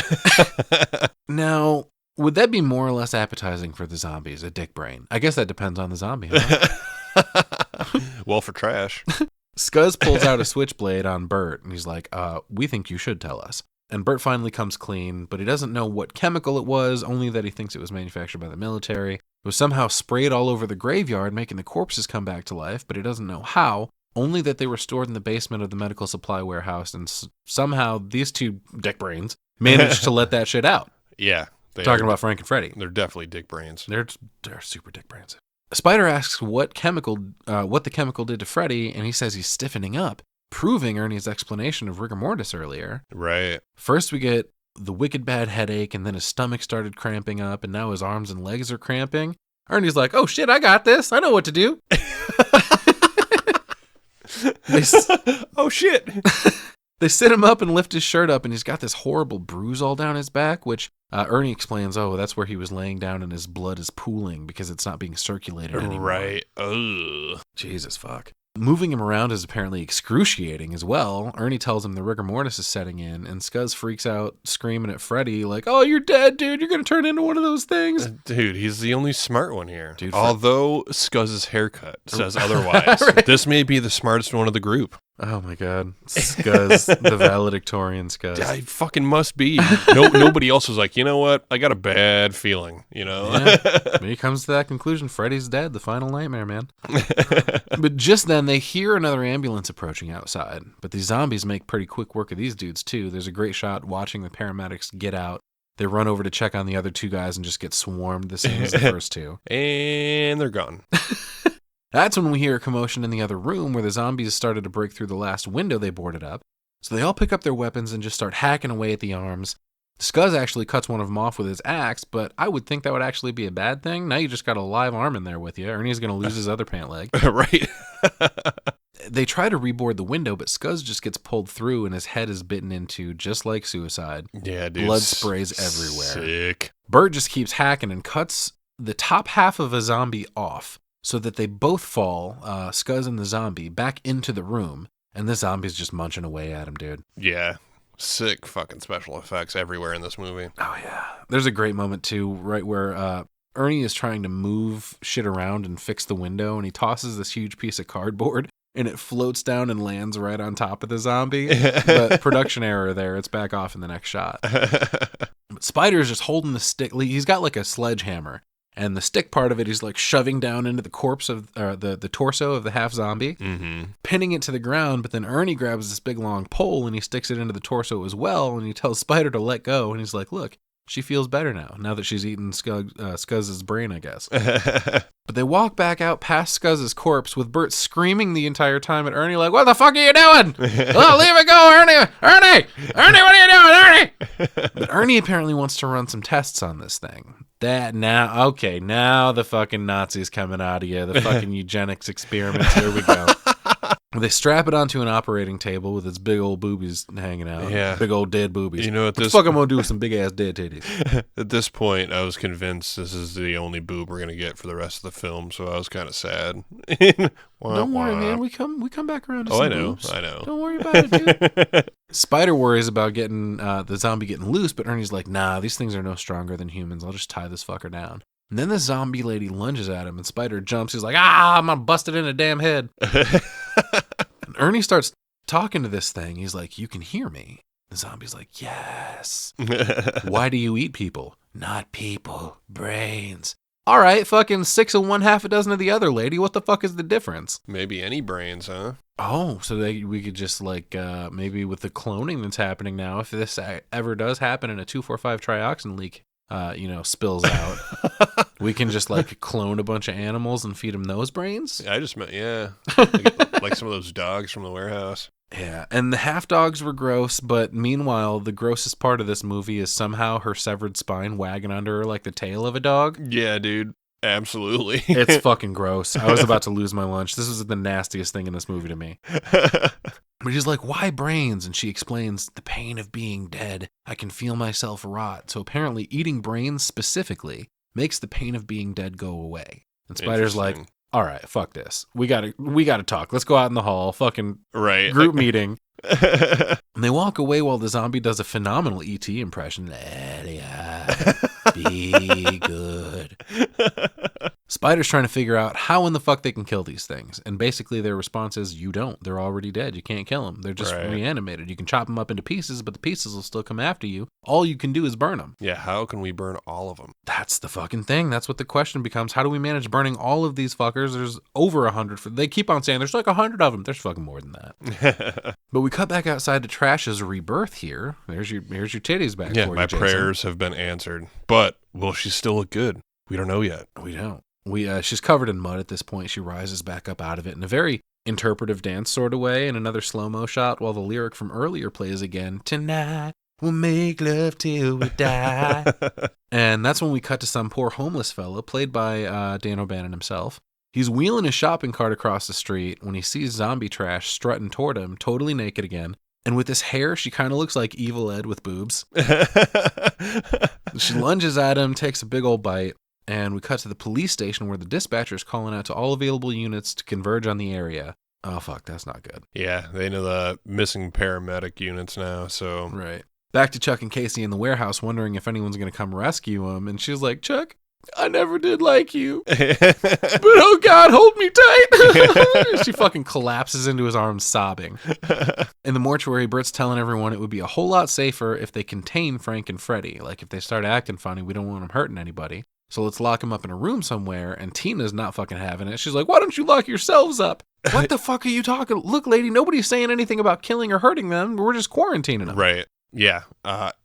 Leave her in there. Fucking go in there then, dude, Tina. She ends up making that decision for herself. Fucking Right. Spider agrees and tells her, Tina, no, this is actually a really good idea. So their plan is to put them in the chapel, right? And this scene is fantastic. It's short but sweet. As soon as they start to move them, because of the rigor mortis, they both start screaming. Right. And Frank is back to how he was in the warehouse fighting the first zombie earlier. He's like, fucking wailing.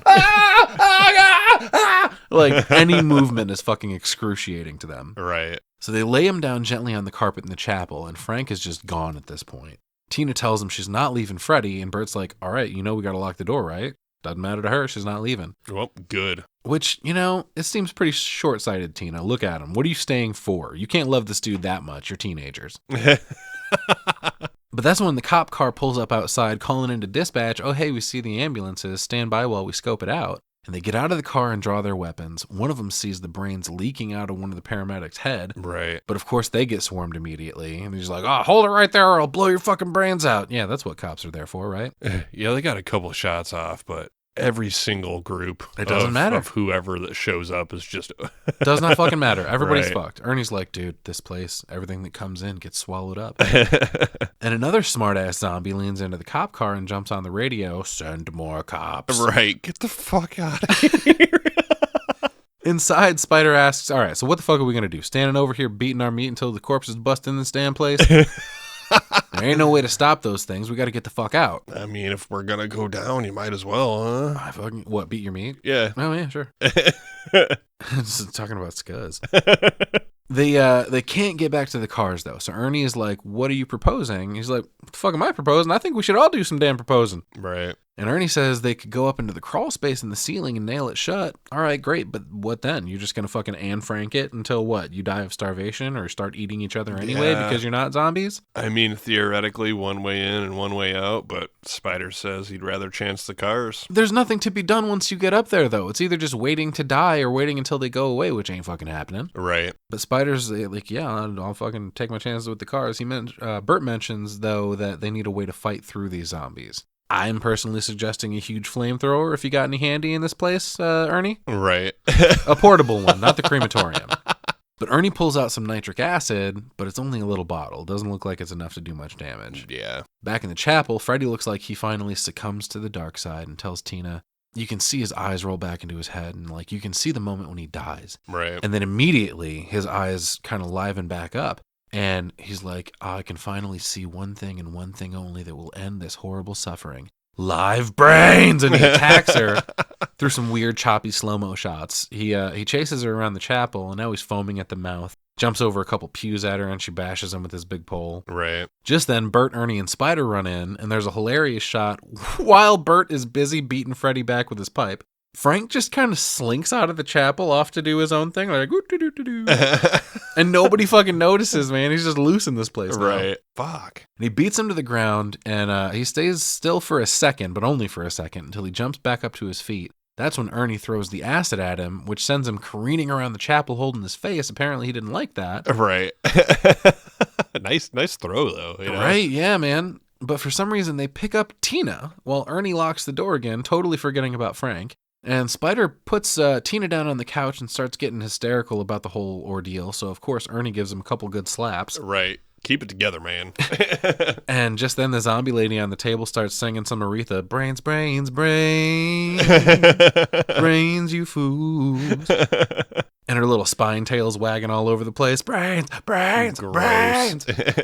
And Spider's telling her to shut the fuck up, but Ernie stops him from doing anything to her. They hear some more commotion out in the foyer and run out to see the zombies busting through the door, so they try to barricade it with another pew, and Ernie somehow fucks up his ankle in the process. Yeah, dude, they like dropped the pew on his fucking foot. I rewound it here a couple times. Is that what happened? Okay. Yeah, because right away we got to the scene and he's like, oh, I can't walk. And I'm like, fucking when? And it was literally like 10 seconds prior. It's super minimal. Yeah. It looks like they put down the pew a second early and he kind of hobbles for a second, like they dropped it on his foot. But yeah, what the fuck, man? Broken though? Come on. Can't catch a break, dude. They go back to making their way to the cars idea, but Ernie can't fucking walk now, much less run. So Bert asks how bad his foot is, and he tells him it's broke. He's fucked. That's also when Freddy comes busting back out of the chapel doors, of course. His face is all fucked up from that acid now. Yeah, dude, it looks sweet. And he's blind now, just kind of like feeling his way around. And Bert tells Ernie that he and Spider will go to one of the cars and bring it up to the door for Ernie to get into. Spider mentions the police car should still have the key in it, and Bert says, I'll do you one better. The fucking motor's still running. Oh, yeah. And Spider's like, good, I'll drive. And Bert's like, no, I'll drive. And Spider's like, hey, man, fuck you. Why not? I was really surprised that this little argument happened and it didn't play into the story. I thought that them both trying to drive was going to fuck something up. So hilarious if they both ran to the driver door. Right, and then they started fighting over and died because of it. That's what I expected to happen, but this little argument had no resolution. Spider relents and he's like, all right, whatever. He fucking gives into the plan. Bert tells everybody they have to do this as quick as possible, and he positions Tina next to the door to open and close it for him. A nice little moment between Bert and Ernie here. Hey, remember that favor you owed me? Right. Watch your ass out there. And that is the favor. Oh, they're good buddies.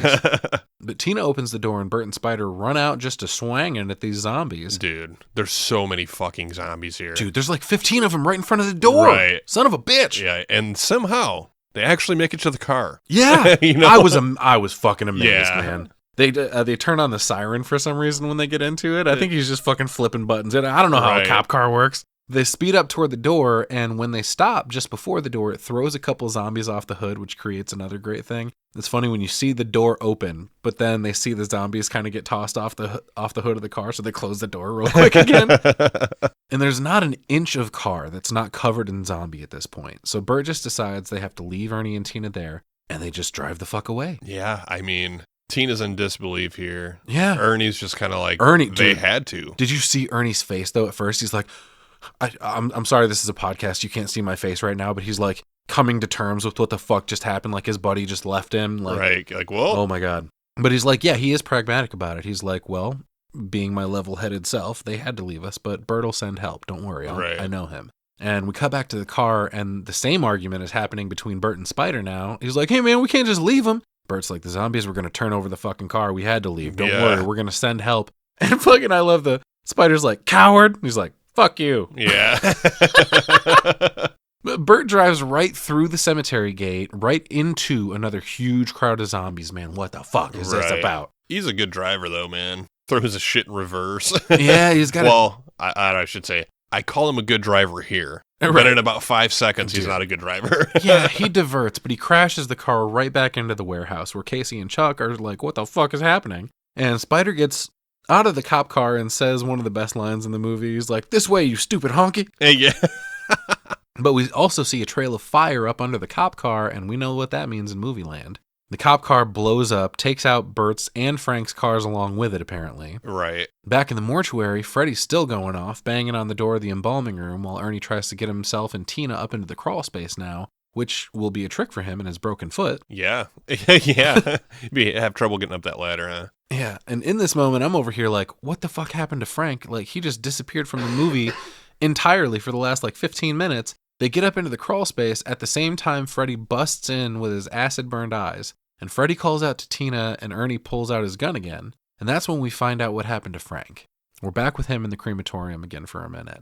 And we set this really intimate scene here, actually. And a new song kicks on, and it's a little bit more somber. Mm-hmm. As he fires up the incinerator, he takes off his wedding ring, gets on his knees to say a little prayer, and he pulls out the rack, screams in pain when he does. Yeah. And he gets on top of it, pushes himself in, and closes the door. And thus ends Frank, the fucking smart. Yeah. Turns out, after all, he was fucking useless during everything leading up to this point, but he sure seems to be the smartest guy in the movie, just taking himself out like this. Honorable, Outside, 1,000 cop cars pull up, along with a helicopter, and this fucking zombie cop is hilarious, man. Right. There's a zombie standing up there at the fucking entrance to the driveway there. He's just standing there directing traffic, and as soon as he stops the line of cars from moving. All the zombies spring out from the sides, converging on every car, taking out all the cops instantly. Fucking clever ass zombies, man. Dude, and the crazy helicopters. town, dude. The helicopters catch it all. Oh, yeah. You get a really sweet Luckily, the shot. helicopter is there because it's able to call into dispatch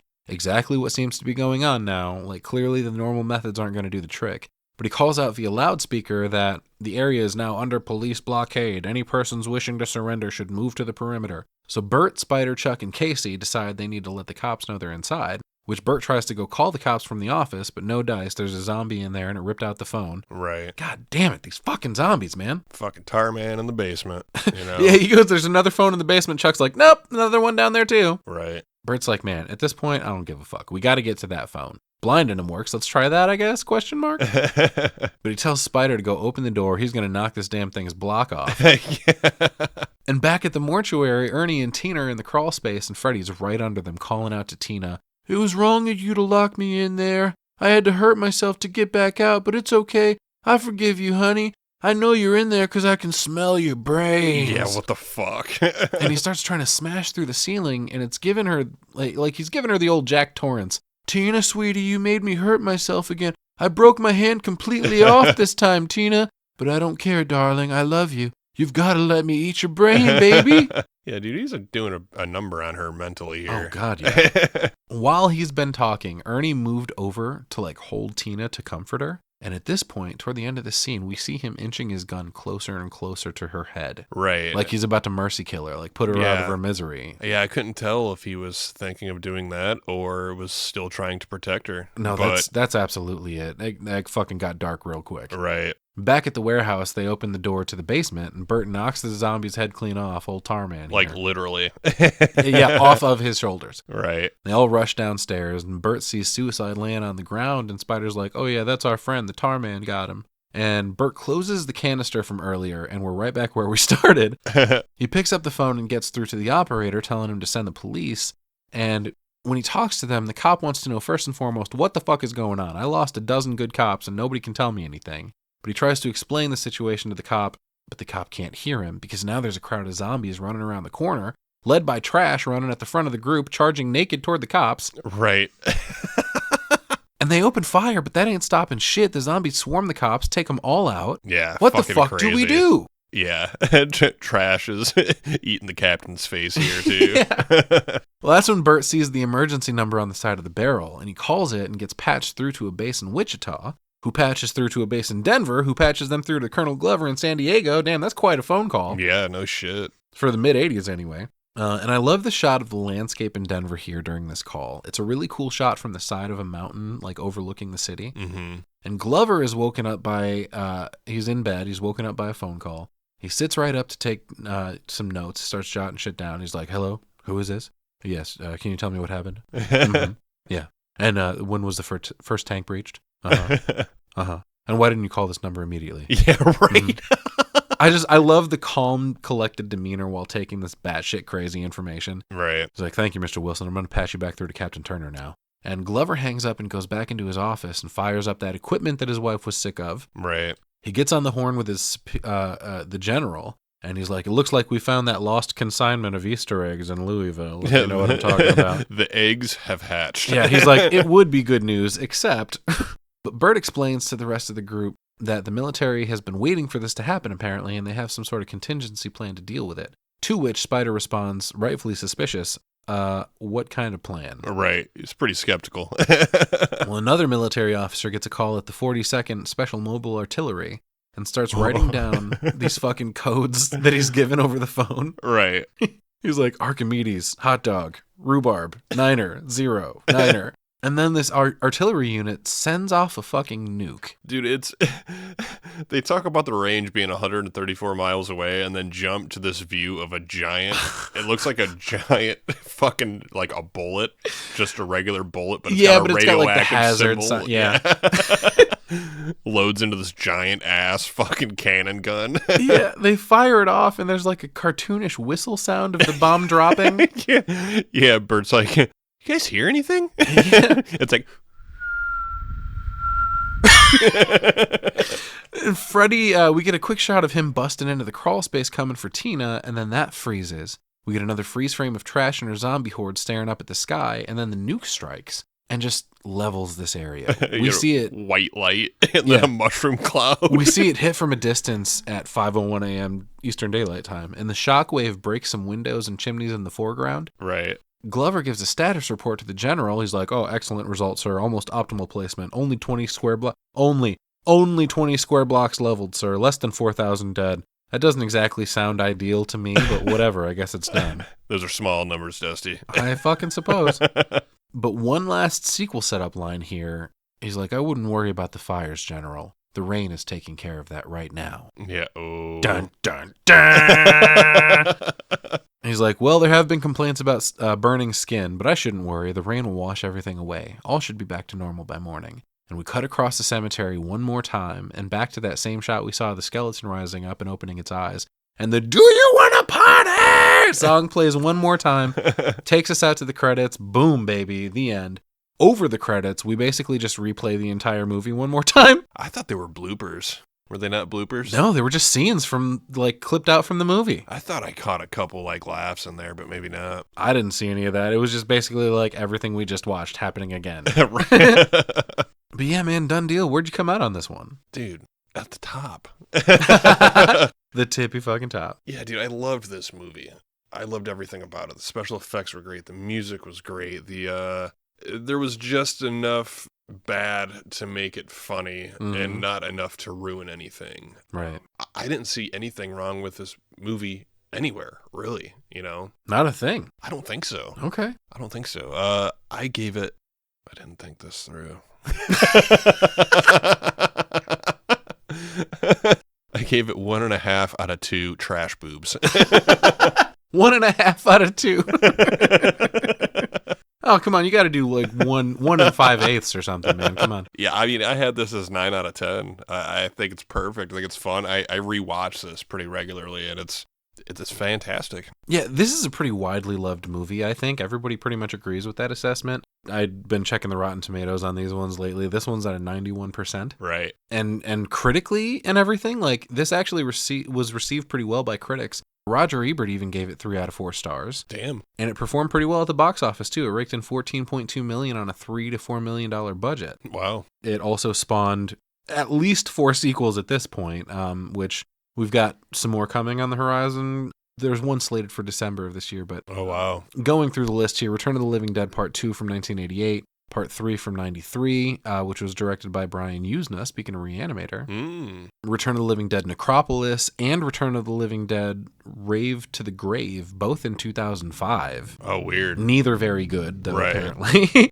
And then, yeah, we've got Return of the Living Dead. That's the title, which I'm tired of the fucking just naming the movie after the original movie bullshit. But there was a reboot announced in July of 23, and in December of last year, a teaser trailer was debuted, promising to be set in the winter of 1985, a year and a half after the events in the OG. That film is slated for release in December, and that's we saw it one time where like it's just the zombie dragging fucking like a body through the cemetery or something. Oh yeah, yeah. I forgot about that. That was a while ago. There's also on the books from the other rights holder of the franchise, ROTLD Originals LLC, they're promising another sort of reboot thing or some sort of sequel, Trash's Revenge, which at this point is TBA, but it claims it will feature Linnea Quigley, Tom Matthews, and Eric Roberts. Wow. But yeah, personally, I thought this was another fun one, man. We're right back deep in the 80s aesthetic and nostalgia, which is always a great time, of course. This one probably twice as much so as Chopping Mall, honestly. Right. I love the punk aesthetic is front and center here. That lends to the nihilism of the movie as well. Like, at the end of it all, we're totally fucked and who cares, you know? Right. But I enjoy our two main groups of people here, and it's a relatively small cast, but they all fit in so well together. And even when the punks and like old blue-collar businessmen converge, it still makes sense because fuck it, we have zombies everywhere. Everyone works pretty well together, and we don't get much class discussion. Like everyone, you know, somebody thinks they're better than someone else. Right. Because that's not important right now, right? We just got to get the fuck through this. And speaking of characters, there's a lot of great choices made. The cowardice of Frank, I fucking loved through the whole thing. The coded Nazi past of Ernie. But that doesn't play a factor here either, except when he slaps the shit out of Spider a couple times, maybe. Speaking of Spider, I always love seeing Miguel A. Nunez Jr. in things. He's my favorite character from Friday Part 5. He plays Demon, which apparently he was homeless before they cast him in that movie, which came out earlier the same year as this movie. Wow. I know you love that they just chose to have one of their characters just completely nude through 90% of this movie. Shit, yeah. Why not? And how did you feel about the half-zombie lady boobs, by the way? Disappointing. I love the grit on this film. The cinematography is doing some fun things. The score rips from start to finish. I like that it's like a hybrid between a composed synth score and needle drops of punk songs of the time. And my God, what can we even say about the gore and special effects? Every time a zombie bit into somebody's head, it looked like a trash compactor eating a watermelon. The sound design leaned into that as well. Every which way you look, there's another great design of another zombie in a different state of decomp. Everything's wet and slimy and disgusting the whole time. Right. 10 out of 10 in that aspect. I like the choices they made with the zombies as well. Like, they're fast, they talk. Not just a few words either. They're actually smart and plan things out. They're ambushing cops and setting traps. It's fucking amazing. Yeah, it's crazy. Plus, you can't kill these fuckers. No stabs to the head like a normal zombie movie do a damn thing. Dismembering, nothing works. At the end of it all, I love that we don't get a happy ending. Everybody fucking dies. Yeah. There's nothing to be done except nuke the whole town. And even then, we realize, oh, holy fuck me, the fact that they just vaporize these fuckers means that all that is going back up into the atmosphere to rain back down on the earth, which is a perfect sequel setup. But for the purposes of this movie, it's pretty fucking bleak, man. We get a big dun dun dun right there at the end, you know? Love it. But yeah, dude, 9 out of 10 zombie half dogs, in my opinion. I would definitely recommend adding this to your collection. It's a cult classic for a reason, and it's a lot of fun. Perfect for a wet and wild summertime zombie romp, you know? Fuck yeah. But as it stands for now, that wraps our discussion on Return of the Living Dead. We had a great time discussing this movie. We hope you guys had a good time listening, and we will catch you on the flip side, y'all. As always, remember, dreams are fleeting. Only nightmares last forever.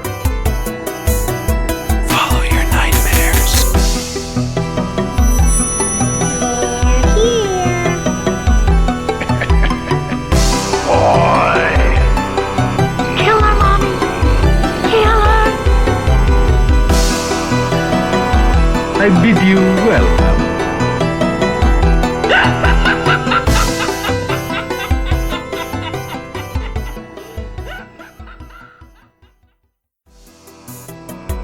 Thanks for listening to the Cinobites Podcast. If you like what you heard, follow us on our socials at Cinobites Pod on Facebook, Instagram, TikTok, and X. Don't forget to like, subscribe, rate, and review. It really goes a long way in helping us reach more listeners. You can stream the Cinobites on Spotify, Apple Podcasts, Amazon Music, iHeartRadio, and many more popular streaming platforms and YouTube. Questions or comments? Suggestions for future episodes? Contact us at cinebitespod@gmail.com. If you'd like to support the show and help us make it a better product for you, subscribe at cinebitespod.buzzsprout.com. Until next time, keep following those nightmares. Brains.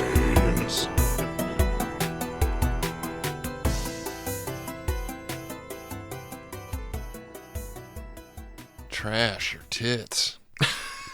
Her tits are not trash. No, her name's Trash, though. Oh, right. Yeah.